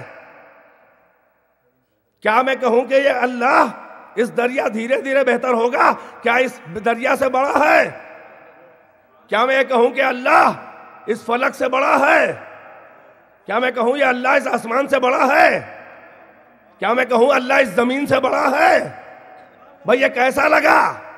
بیدار ہے کہ نہیں ہے؟ اگر میں یہ کہوں کہ اللہ سورج سے بڑا ہے تو اتنا یاد رہے کہ کمپیریزن میں بھی دو بہت قریب کی چیزوں میں کمپیریزن کیا جاتا ہے۔ پھر سے سمجھے تو مزہ آئے گا۔ میں کسی 100 سال کے بوڑھے کو کہوں یہ ایک سال کے بچے سے بڑا ہے، اب تو حماقت اس کمپیریزن کی سمجھ میں آئی۔ میں کسی 100 سال کے بوڑھے کے لیے کہوں کہ یہ اس 5 سال 10 سال 1 سال کے بچے سے بڑا ہے، ہر ایک یہی کہے گا کہ بھائی یہ کون سا کمپیریزن ہے؟ اگر بڑا کہنا ہے تو یہ کہیے کہ یہ 100 سال کے بزرگ اس 90 سال کے بزرگ سے بڑے ہیں، ان بزرگ سے بڑے ہیں کہ وہ 80 سال کے ہیں، یہ 100 کے ہیں۔ بھائی کمپیریزن قریب کی چیزوں میں کیا جاتا ہے۔ بھائی اگر میری محنت، بھائی توجہ غور فرمائیے رہ گا نہ جائے، بھائی یہ سورج سے کہو بڑا ہے، یہ توہین پروردگار ہے۔ اللہ چاند سے بڑا ہے، یہ توہین پروردگار ہے۔ اللہ ستارے سے بڑا ہے، یہ توہین پروردگار ہے۔ ان کائنات کی اشیاء کی یہ حیثیت نہیں ہے کہ ان کے لیے کہا جائے کہ اللہ سورج سے بڑا ہے، یہ توہین ہے اللہ کی۔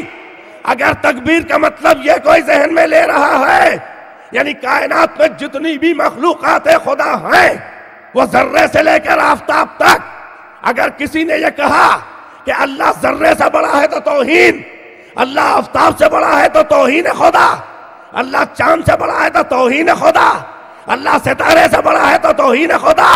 بھائی سنبھالے جملہ، سورج کو دیکھ کے نہ کہا کرو کہ اللہ سورج سے بڑا ہے، یہ توہین خدا ہے۔ سورج کے دیکھ کے اللہ اکبر نہ کہا کرو۔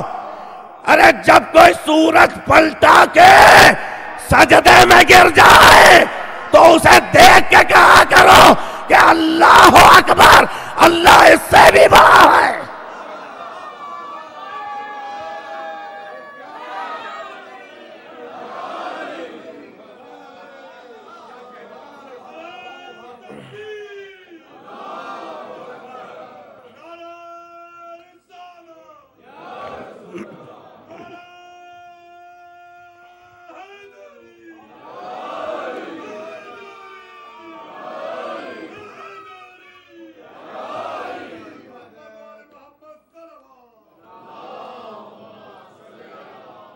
میں گزارش ہے ذرا سے جو حضرات یہاں پیسیج میں بیٹھے ہوئے انٹرینس کے پاس ذرا سے ادھر اندر آ جائیں، ذرا سی زحمت ہوگی، جلدی سے آ جائیں تاکہ ڈسٹرب نہ ہو، جلدی آ جائیں، اتنا تکلف کرنے کی ضرورت نہیں ہے۔ آگے بلائیں۔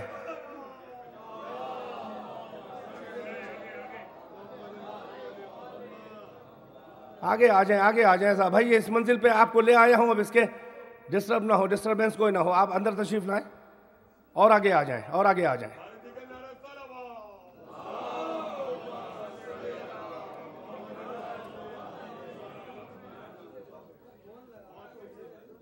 مجھے سمجھ میں نہیں آیا کہ ایک دم سے جب مجلس میری اختتامی مراحل کے قریب آ گئی ہے تو ایک دم سے پھر سے محفل سجائی جا رہی ہے، اور میں اب اتنا آج پڑھنے والا نہیں، میری طبیعت ٹھیک نہیں ہے۔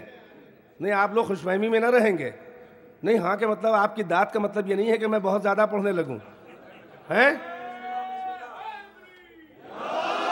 اور آپ کے ماشاءاللہ، اور آپ کے چپ رہنے کا مطلب یہ بھی نہیں کہ میں فوراً ہی اتر آؤں۔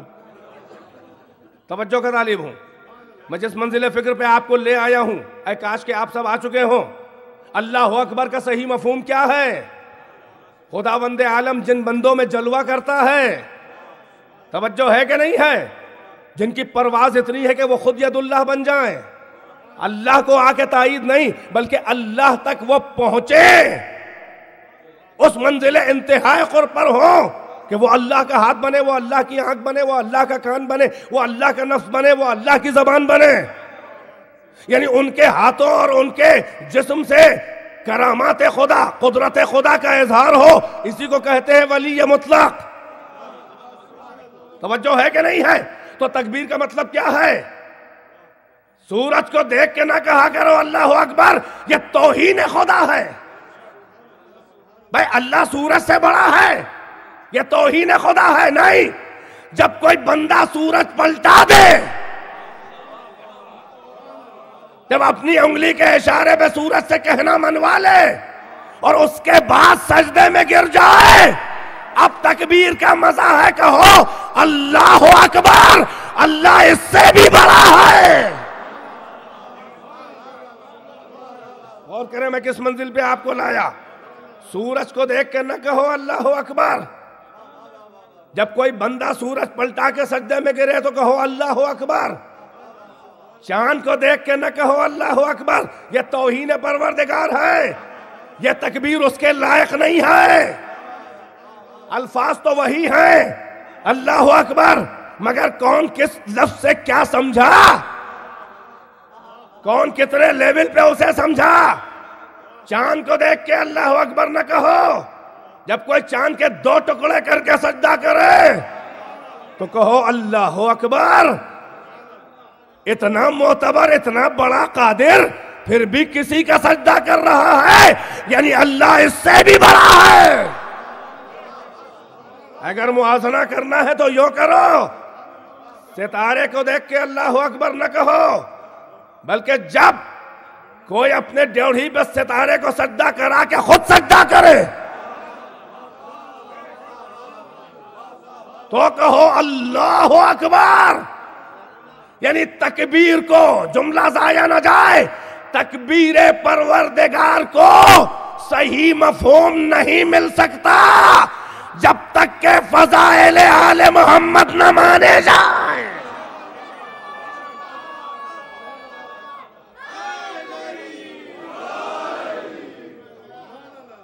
تکبیر پروردگار کو صحیح شایان شان مفہوم نہیں مل سکتا جب تک کہ آل محمد کے فضائل نہ مانے جائیں۔ قرآن کی آیات کو شایان شان مصداق و مفہوم نہیں مل سکتا۔ میں قرآن تو کہہ رہا یا ایھا الذین آمنوا، اے ایمان لانے والو، اے وہ لوگ کہ جو ایمان لائے، اگر ہمارے اور آپ کے جیسے مومن ہی ہو فقط تو آیت فٹ تو ہوگی، مگر صحیح شایان شان معنی نہ ملیں گے۔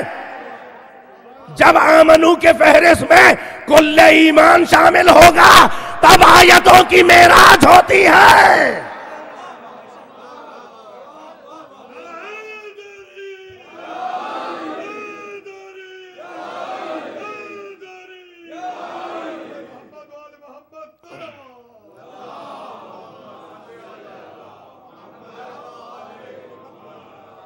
توجہ کا طالب ہوں، تو قرآن کی آیات کو صحیح مفہوم اگر دینا ہے تو آل محمد کے فضائل کو مانو۔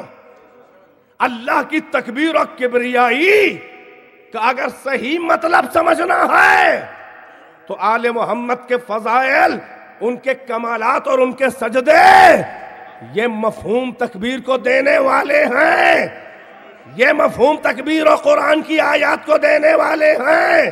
بھائی سبب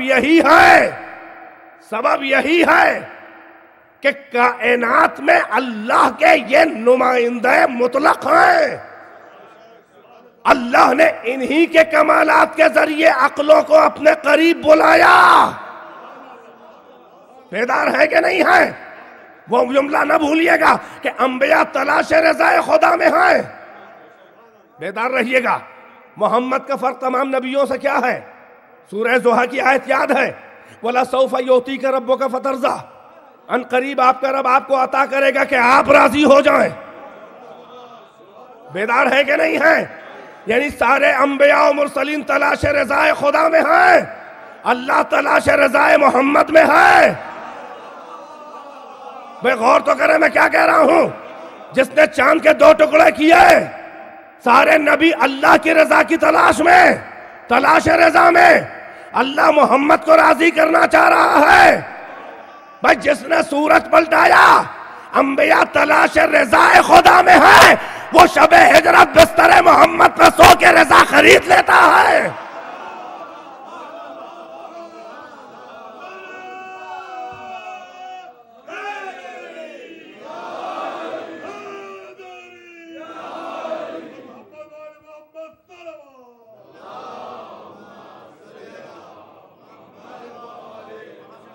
جو در پہ اپنے ستارہ بلا رہی ہے. اللہ اپنے پیغمبر سے کہلا رہا ہے کہ اے فاطمہ ان اللہ لا یرضى لرضاک ولا یغضب لغضبک.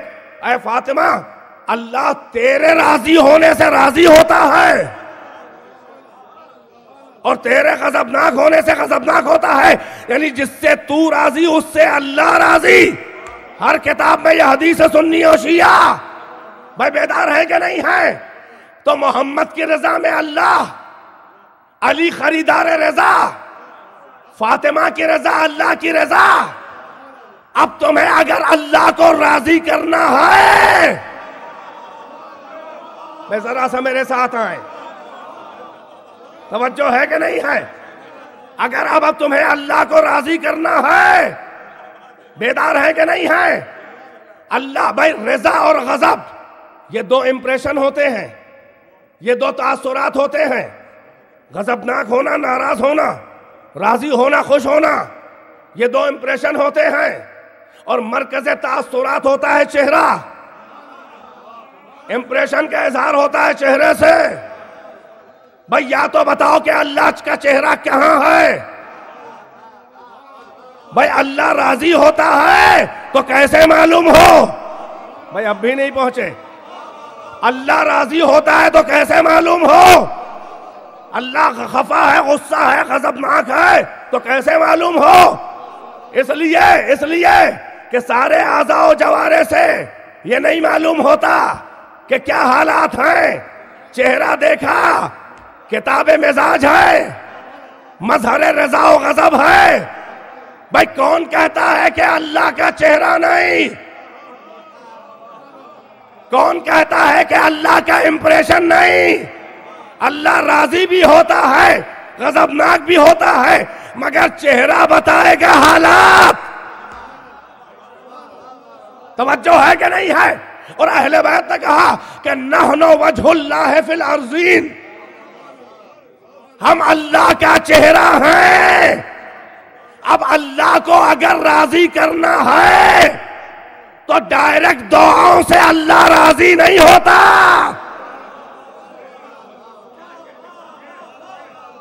اگر کسی کو یہ معلوم کرنا ہے کہ اللہ اس سے راضی ہے کہ غضبناک، تو چہرہ خدا کو دیکھے. جو تاثر ہوگا وہی فیصلہ ہوگا. اور اللہ کے چہرہ یا تو ہے نہیں، اور نہیں ہے تو قرآن میں وجہ اللہ کا ذکر کیوں ہے؟ لہذا خدا کا بھی تاثر ہے، وہ راضی بھی ہوتا ہے، وہ غضبناک بھی ہوتا ہے. اس نے اپنے رضا اور غضب کے لیے چہرے بنائے ہیں. یہ وجہ اللہ ہے. اگر یہ معلوم کرنا ہے کہ اللہ راضی ہے کہ نہیں ہے تو یہ دیکھو کہ زہرا راضی ہے کہ نہیں، علی راضی ہے کہ نہیں، اہل بیت راضی ہے کہ نہیں، بیدار ہے کہ نہیں ہے؟ یہ راضی ہے تو اللہ راضی. ورنہ ڈائریکٹ تم دعا کیا کرو رضی اللہ عنہ، اللہ راضی ہو جائے، رضی اللہ عنہم، اللہ ان لوگوں سے راضی ہو جائے، رضی اللہ عنہا، اللہ ان لیڈی یا ان لیڈیز سے راضی ہو جائے. ڈائریکٹ دعا کرنے سے اللہ کی رضا نہیں ملتی. اس لیے کہ علی خریدار رضا ہے، فاطمہ ملکہ رضا ہے، علی خریدار رضا ہے. اللہ نے اپنے چہروں کو بتا دیا کہ میرا امپریشن ان کے چہرے پہ دیکھو. اگر یہ راضی تو میں راضی، اگر یہ خفا تو میں خفا. اب تم لاکھ دعا کیا کرو، بھائی توجہ ہے کہ نہیں ہے؟ مگر در اہل بیت سے ہٹنے والے، در اہل بیت سے بغاوت کرنے والے، ان کے عقیدے یہاں تک پہنچے کہ اللہ کہتا ہے محمد ہم آپ کی رضا کی تلاش میں ہیں. اور منافقوں نے محمد کی اولاد کا گلا کاٹنے والوں کو بھی رضی اللہ کہہ دیا.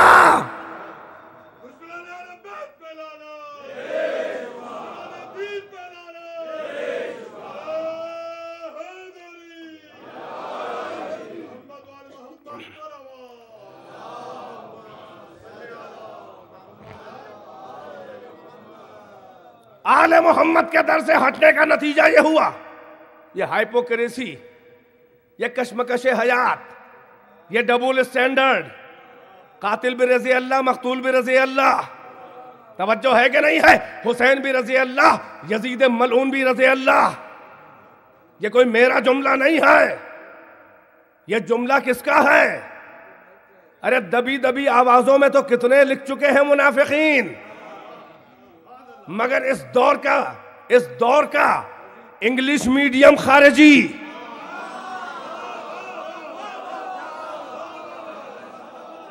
سن لے چند جملے، اس دور کا انگلش میڈیم یزید، آپ جسے کہتے ہیں ذاکر نائک، ہم اسے کہتے ہیں ذاکر نالائق۔ اب آپ دیکھیں کس طرح سے اہل بیت کی دشمنی، اتنا یاد رہے، دشمنی میں نے عرض کیا کہ دوستی کامل نہیں ہے جب تک کہ محبوب کے دشمن سے دشمنی نہ کی جائے۔ مگر وہ ذاکر نالائق کہتا ہے اپنی ایک اسپیچ میں، اس نے کہا کہ یزید میں اللہ be pleased with him was on right but the wrong history blamed him wrongly۔ یزید رضی اللہ عنہ صحیح راستے پر تھا، مگر غلط ہسٹری نے اسے غلط انداز میں الزام دیا، بلیم کیا، غلط تاریخ نے غلط انداز میں اس پہ الزام لگا دیا۔ یہ نہیں کہا اس نے، دیکھیں جرأتیں کہاں تک بڑھ گئی ہیں، یہ نہیں کہا کہ یزید قاتل حسین نہیں ہے، جیسا کہ اس کے بزرگوں نے یزید کی طرف سے ایکسکیوز دیے کہ یزید کا مقصد یہ نہیں تھا، وہ تو ابن زیاد پہ بڑا خفا ہوا کہ میں نے یہ نہیں کہا تھا، وہ نہیں کہا تھا، یہ صفائیاں بھی دی گئیں، مگر جرأت یہاں تک پہنچی ہے۔ دیکھیے آپ نے دیکھا انحراف ابتدا میں محسوس نہیں ہوتا، مگر جب آگے بڑھتا رہتا ہے تو انحراف بہت زیادہ محسوس ہوتا ہے۔ اسی لیے بعد رسول اللہ وہ جو ڈائیورجن ہوا تھا، وہ ڈائیورجن جو ہوا تھا نقطہ با سے، جو نقطہ با سے ڈائیورجن ہوا تھا، تو ایک پوائنٹ سے اگر ڈائیورجن ہو، اگلی لائن کھینچنے چلی ہو، تو ظاہر ہے کہ اسی نقطے سے تو اس کی بھی ابتدا ہوگی۔ اگر الگ نقطہ رکھے گا تو سامنے دکھائی دے جائے گا۔ بھائی ڈائیورجن ابتدا وہی ہوتی ہے ہر انحراف کی، نہیں غور فرمایا؟ ہر ڈائیورجن کی، ہر انحراف کی ابتدا وہی نقطہ اول ہوتا ہے، مگر قلم کو ذرا سا وہیں پہ رکھ کے گھمایا، محرمان نظر سمجھ گئے ڈائریکشن شروع ہو گیا ہے ڈائیورجن، جبکہ قلم ابھی اسی نقطے پہ رکھا ہوا ہے۔ اب یہ ایک اگلا نقطہ جو آگے بڑھے گا تو پہلو میں ہلکا سا لگے گا، ایک اور نقطہ آگے بڑھا، مگر ڈائیورجن کا ابھی احساس نہیں ہوگا، یہاں تک کہ جب لائن الگ ڈائریکشن میں آگے بڑھتی جائے گی تو دھیرے دھیرے اس اسٹریٹ لائن سے ڈائیورجن آگے بڑھتی رہے گی، فاصلہ بڑھتا چلا جائے گا۔ بھائی بیدار ہے کہ نہیں ہے؟ 50 سال کے بعد رسول کے جو کربلا ہوئی ہے، یہ 50 سال میں ڈائیورجن اتنا دور نکل گیا تھا کہ نظر آیا، ورنہ ڈائیورجن تو سقیفہ میں ہو چکا تھا۔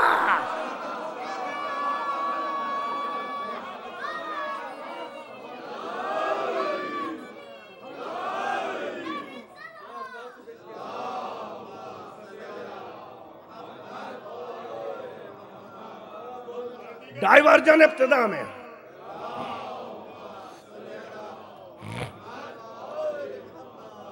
ذرا سی رحمتیں بڑی تارے سخن نہ ٹوٹے، آپ کی دلچسپی باقی رہے کہ ڈائیورجن ابتدا میں محسوس نہیں ہوتا، آگے بڑھتا رہتا ہے زمانہ، فاصلے بڑھتے جاتے ہیں۔ 50 سال کے بعد کربلا ہو گئی، پیغمبر کا گھر لوٹ لیا گیا، مگر اس وقت کم سے کم اتنا لوگ کہہ رہے تھے، اور بعد والے بھی، کہ یزید کو الزام نہ دو، یزید کا یہ حکم نہیں تھا، یعنی اس کو چھپایا۔ قتل حسین کو اتنا بڑا گناہ سمجھا گیا کہ یزید کو بچانے کے لیے ایکسکیوزز بنائے گئے، بہانے بنائے گئے، مگر ذاکر نائک یہ اتنا بڑا ناصبی و خارجی ہے، وہ کہہ رہا Yazid was on right, may Allah be please with ہم، یعنی قتل حسین کرنے کے بعد بھی اللہ اس سے راضی رہے۔ آپ دیکھیے خارجیت کہاں پہنچی، کہتا واز آن رائٹ، یہ نہیں کہہ رہا کہ نہیں کیا، وہ کہہ رہا جو بھی ہوا یزید صحیح موقف پر تھا، اور غلط تاریخ نے اسے غلط انداز میں بلیم کیا۔ پھر کہتا ہے کربلا کا اسلام سے کوئی تعلق نہیں ہے، یہ دو شہزادوں کی جنگ ہے۔ بھائی توجہ، جب یہ پہلی بار جملہ مشہور ہوا کہ یزید میں اللہ بھی پلیز ود ہم، یزید رضی اللہ عنہ، تو سارا عالم اسلام بڑا ناراض ہوا۔ شیعہ تو ناراض ہونا ہی چاہیے، مگر شیعوں سے زیادہ علماء اہل سنت کے علماء بریلویہ ہندوستان پاکستان میں بڑے ناراض ہوئے، یہاں تک کہ بریلوی علماء نے ذاکر نائک کے کفر کا فتویٰ دے دیا۔ یہ شیعوں سے ہمدردی نہیں تھی، بھائی سن تو لیں، بھائی توجہ ہے کہ نہیں ہے، یہ شیعوں سے حسین سے ہمدردی کی وجہ سے نہیں تھا کہ وہ اپنے ہی مذہب کے ایک اسکالر کو کافر کہیں، یہ فتویٰ اس لیے دیا تھا کہ علماء بریلویہ اہل سنت کے علماء اس جملے کی گہرائی تک پہنچ رہے تھے، ایک ہنگامے کی آہٹ سنائی دے رہی تھی، وہ سمجھ رہے تھے کہ اگر یزید کو رضی اللہ کہا تو کربلا سیدھے سقیفہ پہنچ جائے گی۔ اب کیا سن رہے ہیں آپ؟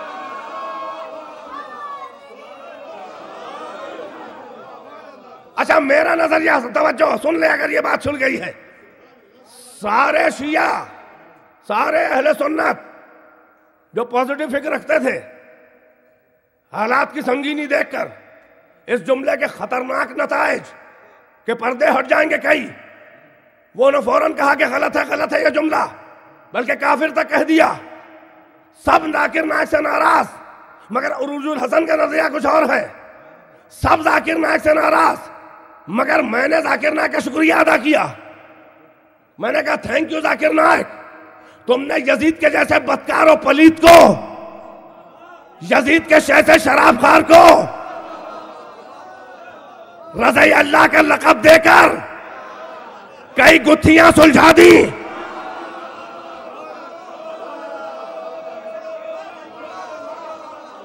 بھائی پہنچے گہرائی تک میں کیا عرض کرنا چاہ رہا ہوں، ذاکر نائک تمہارا شکریہ کہ تم نے یزید کے جیسے بدکار، شراب خور، نکاح محارم کرنے والا، بندروں سے کھیلنے والا، جوا کھیلنے والا، شراب پینے والا، محرموں سے نکاح کرنے والا، وحی و خبر و قرآن و رسالت و توحید کا برسر دربار مذاق اڑانے والا، یہ کہنے والا کہ لیتا شیاخی ببدر شہدوا جزاء الخزرج من وقع الاصل لأہلوا واستحلوا فرحا ولقالوا یا یزید فلا تشل لعبت ہاشم بالملک فلا خبر جاء ولا وحی نزل۔ اے کاش کے بدر میں محمد کے مقابل مارے جانے والے میرے بزرگ زندہ ہوتے اور یہ کربلا کے معرکے کو وہ دیکھتے تو بڑے خوش ہوتے اور خوش ہو کر مجھے دعا دیتے میرے بزرگ بدر میں مارے جانے والے علی کے ہاتھوں سے کہ اے یزید تیرے ہاتھ چل نہ ہو، تو نے بڑا کام کر دیا۔ پھر کہتا ہے کہ بنی ہاشم نے حکومت کا ایک ڈھونگ رچا تھا، نہ وحی آئی تھی، نہ خبر آئی تھی، نہ نبوت نہ رسالت۔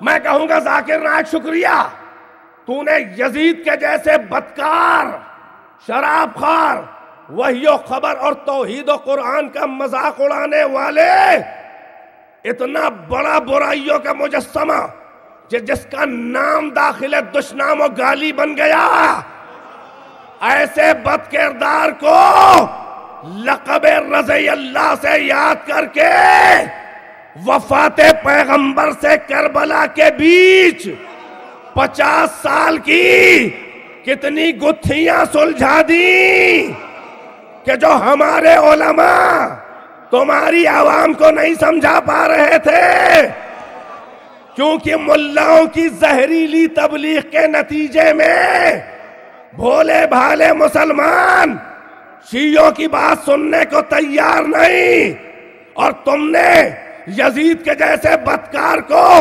رضی اللہ کہہ کے کم سے کم یہ تو بتا دیا کہ تمہارے مکتب میں معیار رضی اللہ ہی کیا ہے۔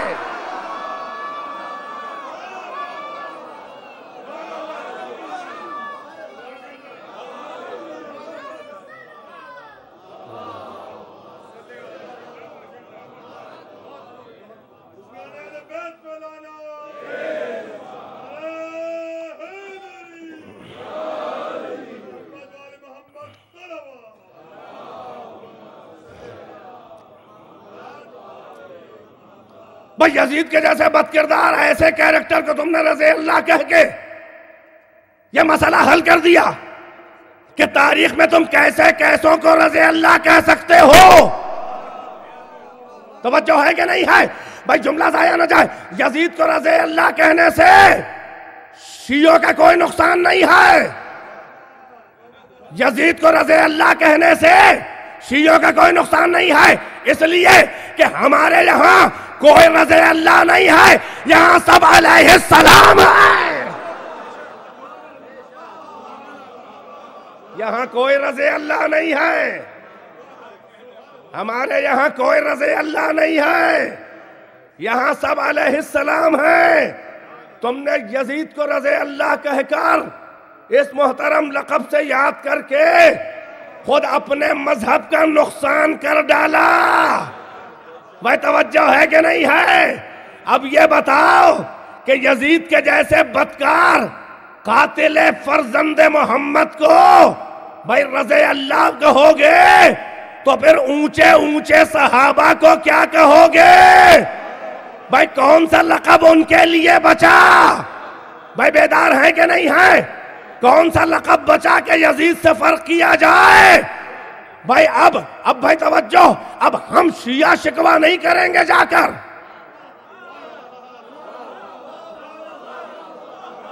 ہم شیعہ جا کے ہم کہاں تک شکوہ کریں؟ ہم کہاں تک عزت صحابہ بچائیں؟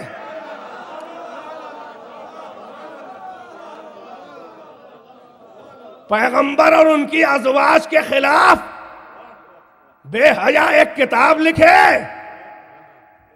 سارے ملا تمہارے جو توحید کی شراب خالص پینے کے نشے میں دھت ہیں، مکہ مدینے میں رہ کے امام الحرمین بھی اس کے خلاف ایک فتویٰ نہ دے پائے۔ اب کیسے مسلمان ہو؟ نہ اس میں علی کو برا کہا گیا ہے، نہ فاطمہ کو کہا گیا، نہ حسن کو کہا گیا، نہ حسین کو کہا گیا۔ بھائی صحابہ یا ازواج رسول اللہ تم خاموش رہے، بولا تو وہی بولا، فتویٰ دیا تو ایک کافر نے دیا۔ بھائی توجہ ہے کہ نہیں ہے؟ بقول تمہارے کہ وہ کافر ہیں، شیعہ کافر ہیں، کافروں کے ایک بزرگ نے اس کتاب اور اس کے مصنف کے خلاف فتویٰ دیا، ازواج رسول کی توہین ہے۔ آپ نے تو بٹوارا کر لیا ہے نا کہ اہل بیت شیعوں کے ہیں، صحابہ اور ازواج سنیوں کی ہیں، تو کیوں نہیں بولتے؟ توجہ ہے کہ نہیں ہے؟ خمینی کا فتویٰ بتا رہا ہے کہ تاریخ کے ہر دور میں عزت صحابہ اور ناموس ازواج رسول کے فقط شیعہ محافظ ہیں۔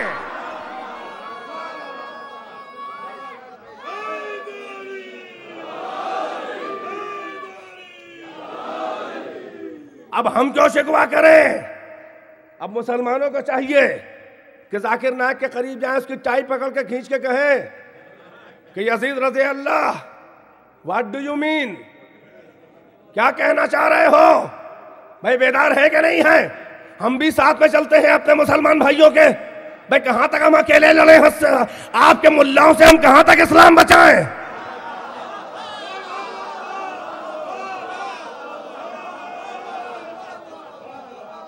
آپ کے ملاؤں سے، بنی امیہ سے ہم نے اسلام بچایا؟ آپ تو دربار کی چمچے گیری کرتے رہے. آپ کے ملا ابو حنیفہ وغیرہ وغیرہ بنی عباس کے دربار کے نمخار بنے رہے، سرکاری مجتہد بنے رہے. پیسہ دے دے کے فتویٰ پوچھوایا گیا، پیسہ دے دے کے بھائی پیسہ لو فتویٰ پوچھو. یہ دربار کے سائے میں پڑھنے والے اجتہاد، وہ مورخین اور مجتہدین جن کے اجتہاد طوائفوں کے مانند دربار بنی امیہ اور عباس میں پروان چڑھے. توجہ ہے کہ نہیں ہے؟ جن کے اجتہاد طوائفوں کی مانند عمرا اور درباروں کے سائے میں پروان چڑھے، انہوں نے آل محمد کے مخالف دکانیں تو کھولی مگر دین خدا کا کوئی فائدہ نہ کر پائے. بھائی کہاں تک ہم جو ہیں وہ لڑے؟ تو آؤ اہل سنت، آؤ ذاکر نائک سے پوچھا جائے کیا مطلب ہے. یزید بھی رضی اللہ، یزید بھی رضی اللہ، پیغمبر کا سسر بھی رضی اللہ. بھائی سنیں، میں تو خفا نہیں ہوں ذاکر نائک سے، میرے تو بہت سے مسئلے حل کر دیے اس نے. کیا کہنا ہے؟ اللہ اس کو اور توفیق دے. توجہ ہے کہ نہیں ہے؟ اگر یہی مزاج رہا کہ پیغمبر کے بیٹے کا قاتل رضی اللہ ہے تو انشاءاللہ آنے والی دنیا، آنے والی زندگی میں یہ خارجی ایک دن کہیں گے ابلیس رضی اللہ، اس لیے کہ اس نے پیغمبر کے بیٹے کا گلا کاٹا یزید نے. ارے ابلیس نے کسی کا گلا والا نہیں کاٹا ہے.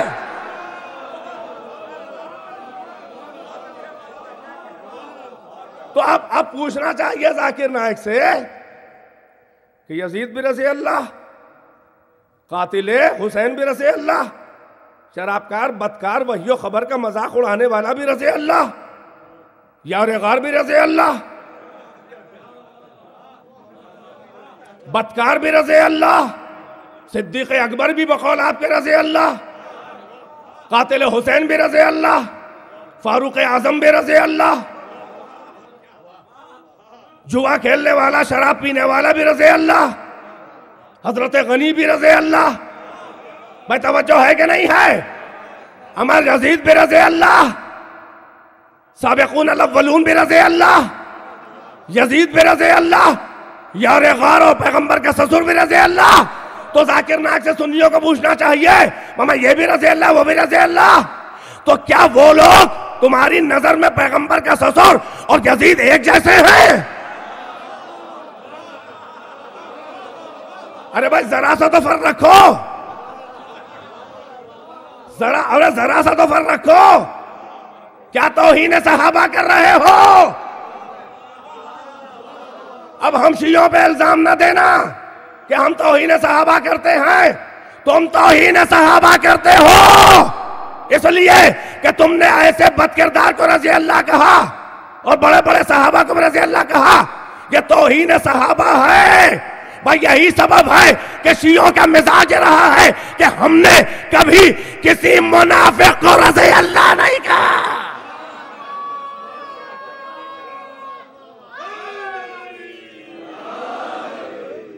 ایک مل جل کے بر محمد و آل محمد صلوات.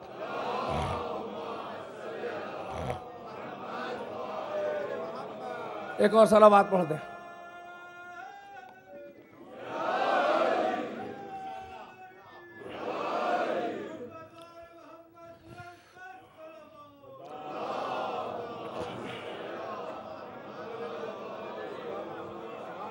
ہم توہین صحابہ نہیں کرتے، تم توہین صحابہ کرتے ہو. تمہاری نظر میں بڑے بڑے صحابہ بھی رضی اللہ، قاتل حسین و شراب خار و بدکار و کافر بھی رضی اللہ. یہ تمہاری طبیعتوں کی فیاضیاں ہیں کہ ہر ایک کو برابر سے تول رہے ہو. ہمارے یہاں ہر ایک کی ایک کیٹیگری ہے، ایک معیار ہے، ایک خانہ ہے، اور ہم کسی کا ذکر نہ کرتے۔ ہم لوگوں کا مزاج یہ ہے کہ ہم ہر ایک کو اس کے خانے میں رکھتے ہیں۔ صحابہ کا ایک خانہ ہے، ازواج کا ایک خانہ ہے، اہل بیت کا بھی ایک مقام ہے۔ ہم کبھی کسی کا نام نہ لیتے کہ تمہیں برا لگتا۔ اگر تم ہر ایک کو اس کے خانے میں رکھتے تو ہم نہ بولتے، تم خانے سے اوپر اٹھاتے ہو، ہم پھر واپس کر دیتے ہیں۔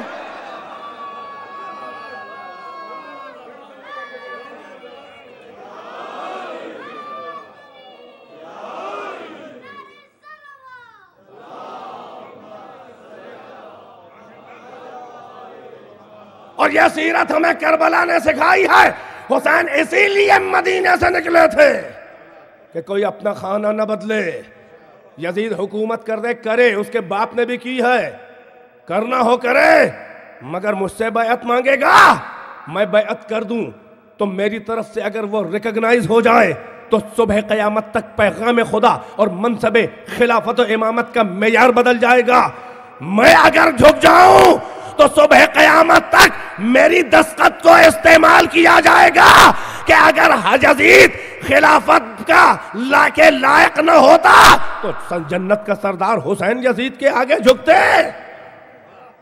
یہی سبب ہے کہ حسین کھڑے ہو گئے کہ ہم معیاروں کو گرنے نہ دیں گے، ہم گروہ جبر کے مقابل دین خدا کا پرچم گاڑ کے رہیں گے۔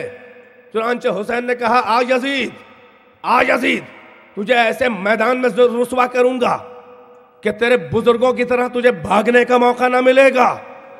صبح قیامت تک ایسا رسوا کروں گا کہ تیرے بزرگوں کے لیے تو شاید کوئی تعویل قرآن مل جائے تاریخ کے اندر، مگر تیری کوئی تعویل قرآن میں کتاب میں نہ ملے گی، کوئی بھی تیرے جرم پہ پردہ نہ ڈال پائے گا۔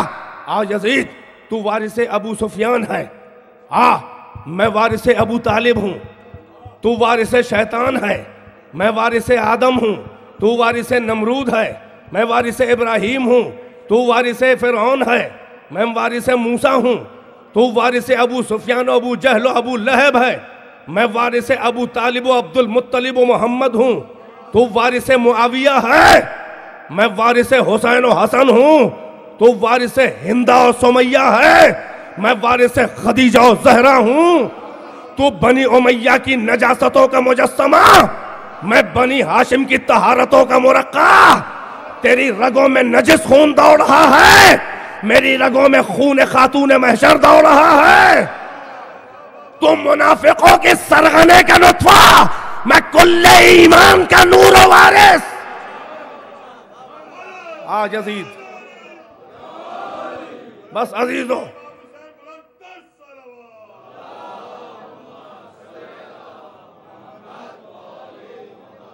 آ گئے حسین میدان کربلا میں، دودھ کا دودھ پانی کا پانی کرنے کے لیے آئے، اور جو گروہ اختیار آیا ہے، جو گروہ جبر و اکراہ کے مقابل ہے، حسین اپنے ہر عمل سے پکار کے کہہ رہے ہیں کہ لا اکراہ فی الدین قد تبین الرشد من الغی۔ دیکھ، میں آ گیا ہوں تیرے مقابل، اب تو رشد و ہدایت گمراہی سے صاف صاف الگ ہو کے نظر آ رہی ہے، جنت کا سردار میں ہوں۔ صبح قیامت تک حسین اس آیت کا پیغام صحیح مفہوم دے رہے ہیں کہ میں سیدہ شباب اہل الجنہ ہوں۔ جب میرے مقابل کوئی آ جائے تو اب کسی کو کوئی بھی قرآن اور رسول اور اللہ کو ماننے والا یہ نہیں کہہ سکتا کہ ہمیں حق و باطل کا فرق نظر نہ آیا۔ میں ادھر کھڑا ہوں، قد تبین الرشد من الغی فمن یکفر بالطاغوت۔ یہ شیطان و شیطانی قوتوں کا گروہ ہے، یہ وارث ابلیس ہے۔ میں وارث آدم ہوں، میں معصوم ہوں۔ جو کفر کرے طاغوت کا، یعنی اس کا مخالف ہو، وَيُؤْمِن بِاللَّهِ، پھر اللہ پہ ایمان لائے، یعنی میرے ساتھ آ جائے، فَقَدْ اسْتَمْسَكَ بِالْعُرْوَةِ الْوُثْقَىٰ، میں ہی وہ مضبوط رسی ہوں ہدایت کی کہ گلا کٹا کے بھی جو رسی بریک نہ ہو، میں وہ رسی ہوں ہدایت کی، آ جاؤ میری طرف۔ بھئی یہی سبب ہے کہ حسین اتمام حجت کرتے رہے، یہاں تک کہ ایک وقت ایسا بھی آیا کہ حسین کی ساری تبلیغات اور خطبات کا نچوڑ یہاں پر آ کے جمع ہوا کہ حسین کے خطبے، راہ کی منزلیں، لشکر ہر کا آنا، پانی حسین کا پلانا، ہر کا حسین کی اقتداء میں اپنے لشکر کے ساتھ نماز پڑھنا، لجام فرس پہ ہاتھ رکھ کے حسین کو روکنا، حسین کا یہ کہنا کہ یا ہر سکلت کا امک، ہر تیرے غم میں تیری ماں بیٹھے، مگر منزل عرفان کے مسافر کا پہلا قدم ہے کہ جواب نہ دیا، تھرا گیا، ماں کا نام سن کے کانپ گیا، کہا اگر آپ کی جگہ کوئی اور ہوتا تو ویسے ہی جواب دیتا، مگر آپ کی ماں کا نام بھی زبان پہ آئے تو جل جائے زبان۔ سفر معرفت کا آغاز ہو گیا، ایمان کی رمق نظر آنے لگی، اکراہ کے ذریعے نہیں، دشمن کے لشکر کو پانی پلا کے، دشمن کے لشکر کو یہ کردار آل محمد ہے، جبر و اکراہ کے ذریعے نہیں۔ ارے انسانیت کی روحوں میں نفوذ کرنے والے جن کے کمالات و جن کے کرم، لشکر کا ایک سپاہی رہ گیا تھا دور، حسین کرسی پہ بیٹھے، عباس و قاسم و اون و محمد اور سجاد، ہر ایک سے کہا کہ مشک دہانے کھول دو، ظرف آب گھوڑوں کے سامنے، جانوروں کے سامنے بھی رکھ دو، اس وقت تک نہ ہٹانا جب تک یہ اپنا منہ خود سے نہ ہٹا لے۔ ایک سوار آخر میں آیا لشکر ہر کا، اتنا آتش سے جاں بلب تھا کہ گھوڑے سے اتر کے سنبھال نہ سکا، بلکہ دوڑتا ہوا مشک کے اوپر آ کے گر پڑا۔ اب حسین اپنی کرسی سے اٹھے، سر پہ ہاتھ پھیرتے جاتے تھے، عباس سے کہا مشک دہانہ اس کے دہن میں لگا دے، ہاتھ پھیر پھیر کے کہتے تھے اطمینان سے پی، پانی کی کمی نہیں ہے۔ اور یہ سارے منظر کھڑے دیکھ رہا ہے، شاید ہر کے دل میں یہ خیال آیا ہو، کتنے خوش خلق ہیں احمد کے گھرانے والے، کتنے خوش خلق ہیں احمد کے گھرانے والے، رہے آباد یہ پانی کے پلانے والے۔ سفر معرفت کا آغاز ہو چکا، مگر شب عاشور گزر رہی ہے، ادھر نفس و عقل ہر میں پیکار جاری ہے، ادھر شب عاشور کی منزلیں طلوع فجر کے قریب ہیں، سپیدہ سحری نمودار ہوا۔ حسین نے کہا این علی الاکبر، آج روز کے مؤذن سے نہ کہا اذان کہنے کے لیے، اس لیے کہ زندگی کی آخری صبح اور فجر ہے۔ حسین نے ایک اور اتمام حجت لشکر پہ کیا کہ جو اپنے کو مسلمان کہہ رہے تھے، حسین نے چاہا شبیہ رسالت کی زبان سے لہجہ رسالت ایک بار اور سنا کے پھر سے بیدار کر دے ضمیروں کو، محمد کی آواز محمد کی شبیہ کی زبان سے۔ اور کسی پہ تو اذان اکبر کا اثر نہ ہوا، مگر جو رات بھر کشمکش میں تھا وہ اذان اکبر سے کھینچا ہوا چلا آیا تھا۔ جو دور ریتی پکارواں کسی خوشگلو نے کہی اذان، میرا دل پکارا کہ چل وہاں کہ جہاں امام مقیم ہے۔ تھا جو دور ریتی پکارواں کسی خوشگلو نے کہی اذان، میرا دل پکارا کہ چل وہاں کہ جہاں امام مقیم ہے۔ تھا بندھا میرا ید معصیت، میرا ہاتھ تھامے تھی مغفرت، تھا بندھا میرا ید معصیت، میرا ہاتھ تھامے تھی مغفرت، وہاں دم زدن میں پہنچ گیا کہ جہاں ملک بھی یتیم ہے، کہ جہاں ملک بھی یتیم ہے۔ قدموں پہ حسین کے گرا، کہا اے میرے مولا کیا میری خطا بھی معاف ہے؟ اے مولا میں ہی تو سب سے بڑا مجرم ہوں، میں آپ کو یہاں گھیر کے لایا۔ حسین نے بازوؤں میں ہاتھ دے کے اٹھایا، کہا اے میرے مہمان، اے ہور، مہمان قدموں سے نہیں گلے سے لگتے ہیں، میں نے معاف کیا، میرے اللہ نے معاف کیا۔ اے ہور تو کیسے نہ آتا، محضر شہادت کے شہیدوں میں تیرا بھی نام ہے۔ یہ سن کے خوش ہو گیا، مولا کچھ ہدیے بھی لایا ہوں۔ کیسے ہدیے؟ کہا بھائی بھی ہے، بیٹا بھی ہے، غلام بھی، میں سب سے بڑا مجرم، میں چاہتا ہوں کہ پہلے یہ سر آپ کے قدموں پہ قربان ہو جائیں۔ بس 2 فقرے اور زحمتیں تمام ہیں عزادارو. ارے جوان ہور کو اجازت ملی، زخمی ہو کے گھوڑے سے گرا، آواز دی اپنے باپ کو. تاریخ کہتی ہے ہر چلا پہلے، مگر جو پہنچا تو دیکھا حسین پہلے سے موجود ہیں. زانوں پہ سر رکھ کے ہر کے جوان کو کہہ رہے ہیں کہ میری جان تجھ پہ قربان ہے میرے جانثار. ہر نے کہا ہے آقا کائنات کیا شرف بخشا غلام زادے کا سار زانو عصمت و طہارت پر. اللہ اکبر. دم نکل گیا جوان کا، دم نکل گیا جوان کا. ہر نے آستینیں چڑھائیں. ایک بار جیسے ہی جھک کے ہاتھ جنازے پہ لگایا، حسین نے بازو پکڑ کے کہا ہر کیا ارادہ ہے؟ کہا مولا چاہتا ہوں کہ بیٹے کا جنازہ اٹھا کے پہنچا دوں کہ کہیں ابھی میرے سامنے گلا نہ کٹ جائے.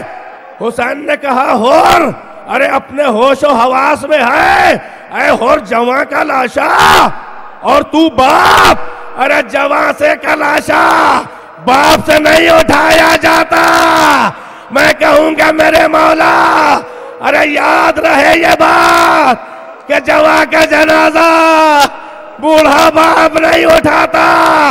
یہی تو سبب ہے کہ اٹھا کے چلے مگر 2 قدم کے آگے چل نہ سکے. بچوں کو کہا آؤ ارے اپنے بھائی کا جنازہ اٹھا لے جاؤ. اجرکم علی اللہ، جزاکم اللہ خیر الجزا. بس عزادارو 2 فقرے ہیں. کربلا تمام ہوئی، کربلا تمام ہوئی. اسیران آل محمد روز 40 میدان کربلا میں آئے، غریبوں کی قبروں کی زیارت کی. 3 دن روز 40 قیام کیا. ارے کیسا فاتحہ، کیسا چہلم. ارے آنسوؤں کے جام قبروں پہ نشاور کیے. اہل حرم میں کوہرام مچا تھا. جب قبروں سے ودا ہو کے چلنے لگے تو ادھر تو فراق تھا، ادھر تو حسین سے بچھڑنے کا زینب کو غم تھا، اور ادھر یہ خیال تھا کہ مدینے جا رہے ہیں. ارے کیا جواب دیں گے صغرا کو؟ عزادارو بس مجلس تمام ہے 2 فقرے میں. مدینے کے باہر قافلہ پہنچا.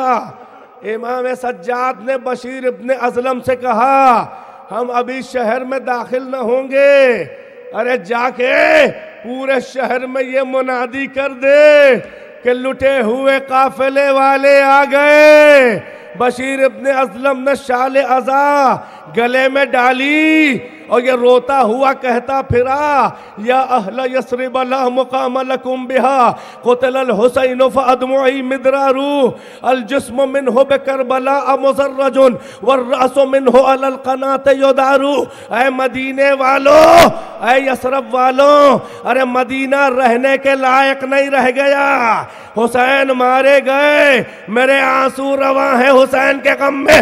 اے مدینے والو سنو، ارے حسین کا جسم کربلا میں خاک و خون میں لتھڑا پڑا رہا، مگر سر حسین بازاروں میں شہروں میں پھرایا گیا. بس عزادارو مجلس تمام ہے. بشیر آیا، مولا داخل ہوئیے مدینے میں. ارے چاہنے والوں کا ازدحام ہے. بس جیسے ہی ارے مدینے کے در پر شہر مدینہ شروع ہو رہا ہے، محمل سے پردہ ہٹا کے ام کلثوم زینب نے مدینہ دیکھا. ارے عجب تصورات میں کھو گئی، برداشت نہ ہو سکا. جناب ام کلثوم نے مرثیہ پڑھا. مجلس ختم ہے عزادارو. مدینہ جدنا لا تقبلینا فبالحسرات والاحزان جینا خرجنا من کے بالاہلین جمعان رجعنا لا رجال ولا بنینا. اے نانا کے مدینے، ہماری آمد کو قبول نہ کر. اے نانا کے مدینے، ہماری آمد کو قبول نہ کر، اس لیے کہ ہم بڑی حسرتوں سے بڑے غموں کو لیے ہوئے بڑے دردوں کے ساتھ آئے ہیں. اے مدینے ہماری آمد قبول نہ کر، اس لیے کہ ہم جب تجھ سے نکلے تھے تو ہمارا سارا خاندان سلامت تھا. اب جب واپس آئے ہیں نہ کوئی مرد بچا ہے نہ کوئی بچہ بچا ہے. لو آ گئے اہل حرام. ارے حسین کے بیت الشرف میں بیبیاں لٹا ہوا قافلہ داخل ہوا. صغرا دوڑ کے آگے گئی، مگر تاریخ کہتی ہے کہ ہر طرف نظر دوڑاتی ہے، ہر طرف نظر دوڑاتی ہے. کبھی زینب کی گود، کبھی رباب کی گود، کبھی فاطمہ کی گود، ہر بی بی کی گود. ارے نظروں میں جب دیکھا کوئی نہ نظر آیا تو کہا اماں رباب میرا بھائی اصغر کہاں ہے، میری بہن سکینہ کہاں ہے؟ رباب نے کہا اے بیٹی، ارے کربلا کے بن میں اصغر کھو گیا. زندان شام کی تاریکیاں میری بچی کو نگل گئی. اے صغرا، ارے اب میں کیسے زندہ رہوں گی؟ وارث کربلا میں، بچے کربلا اور شام میں، میری زندگی فقط یاس و حسرات. اہل حرم میں کوہرام مچا. کوئی کہتا تھا واہ حسینہ، کوئی کہتا تھا واہ علیہ، کوئی کہتا تھا واہ محمدہ، کوئی کہتا تھا واہ سکینہ.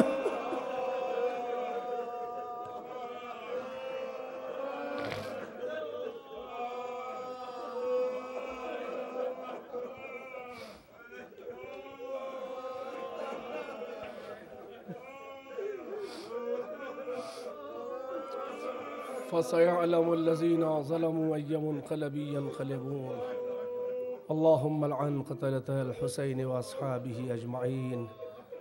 ربنا تقبل منا إنك أنت السميع العليم. يا حسين يا حسين يا حسين.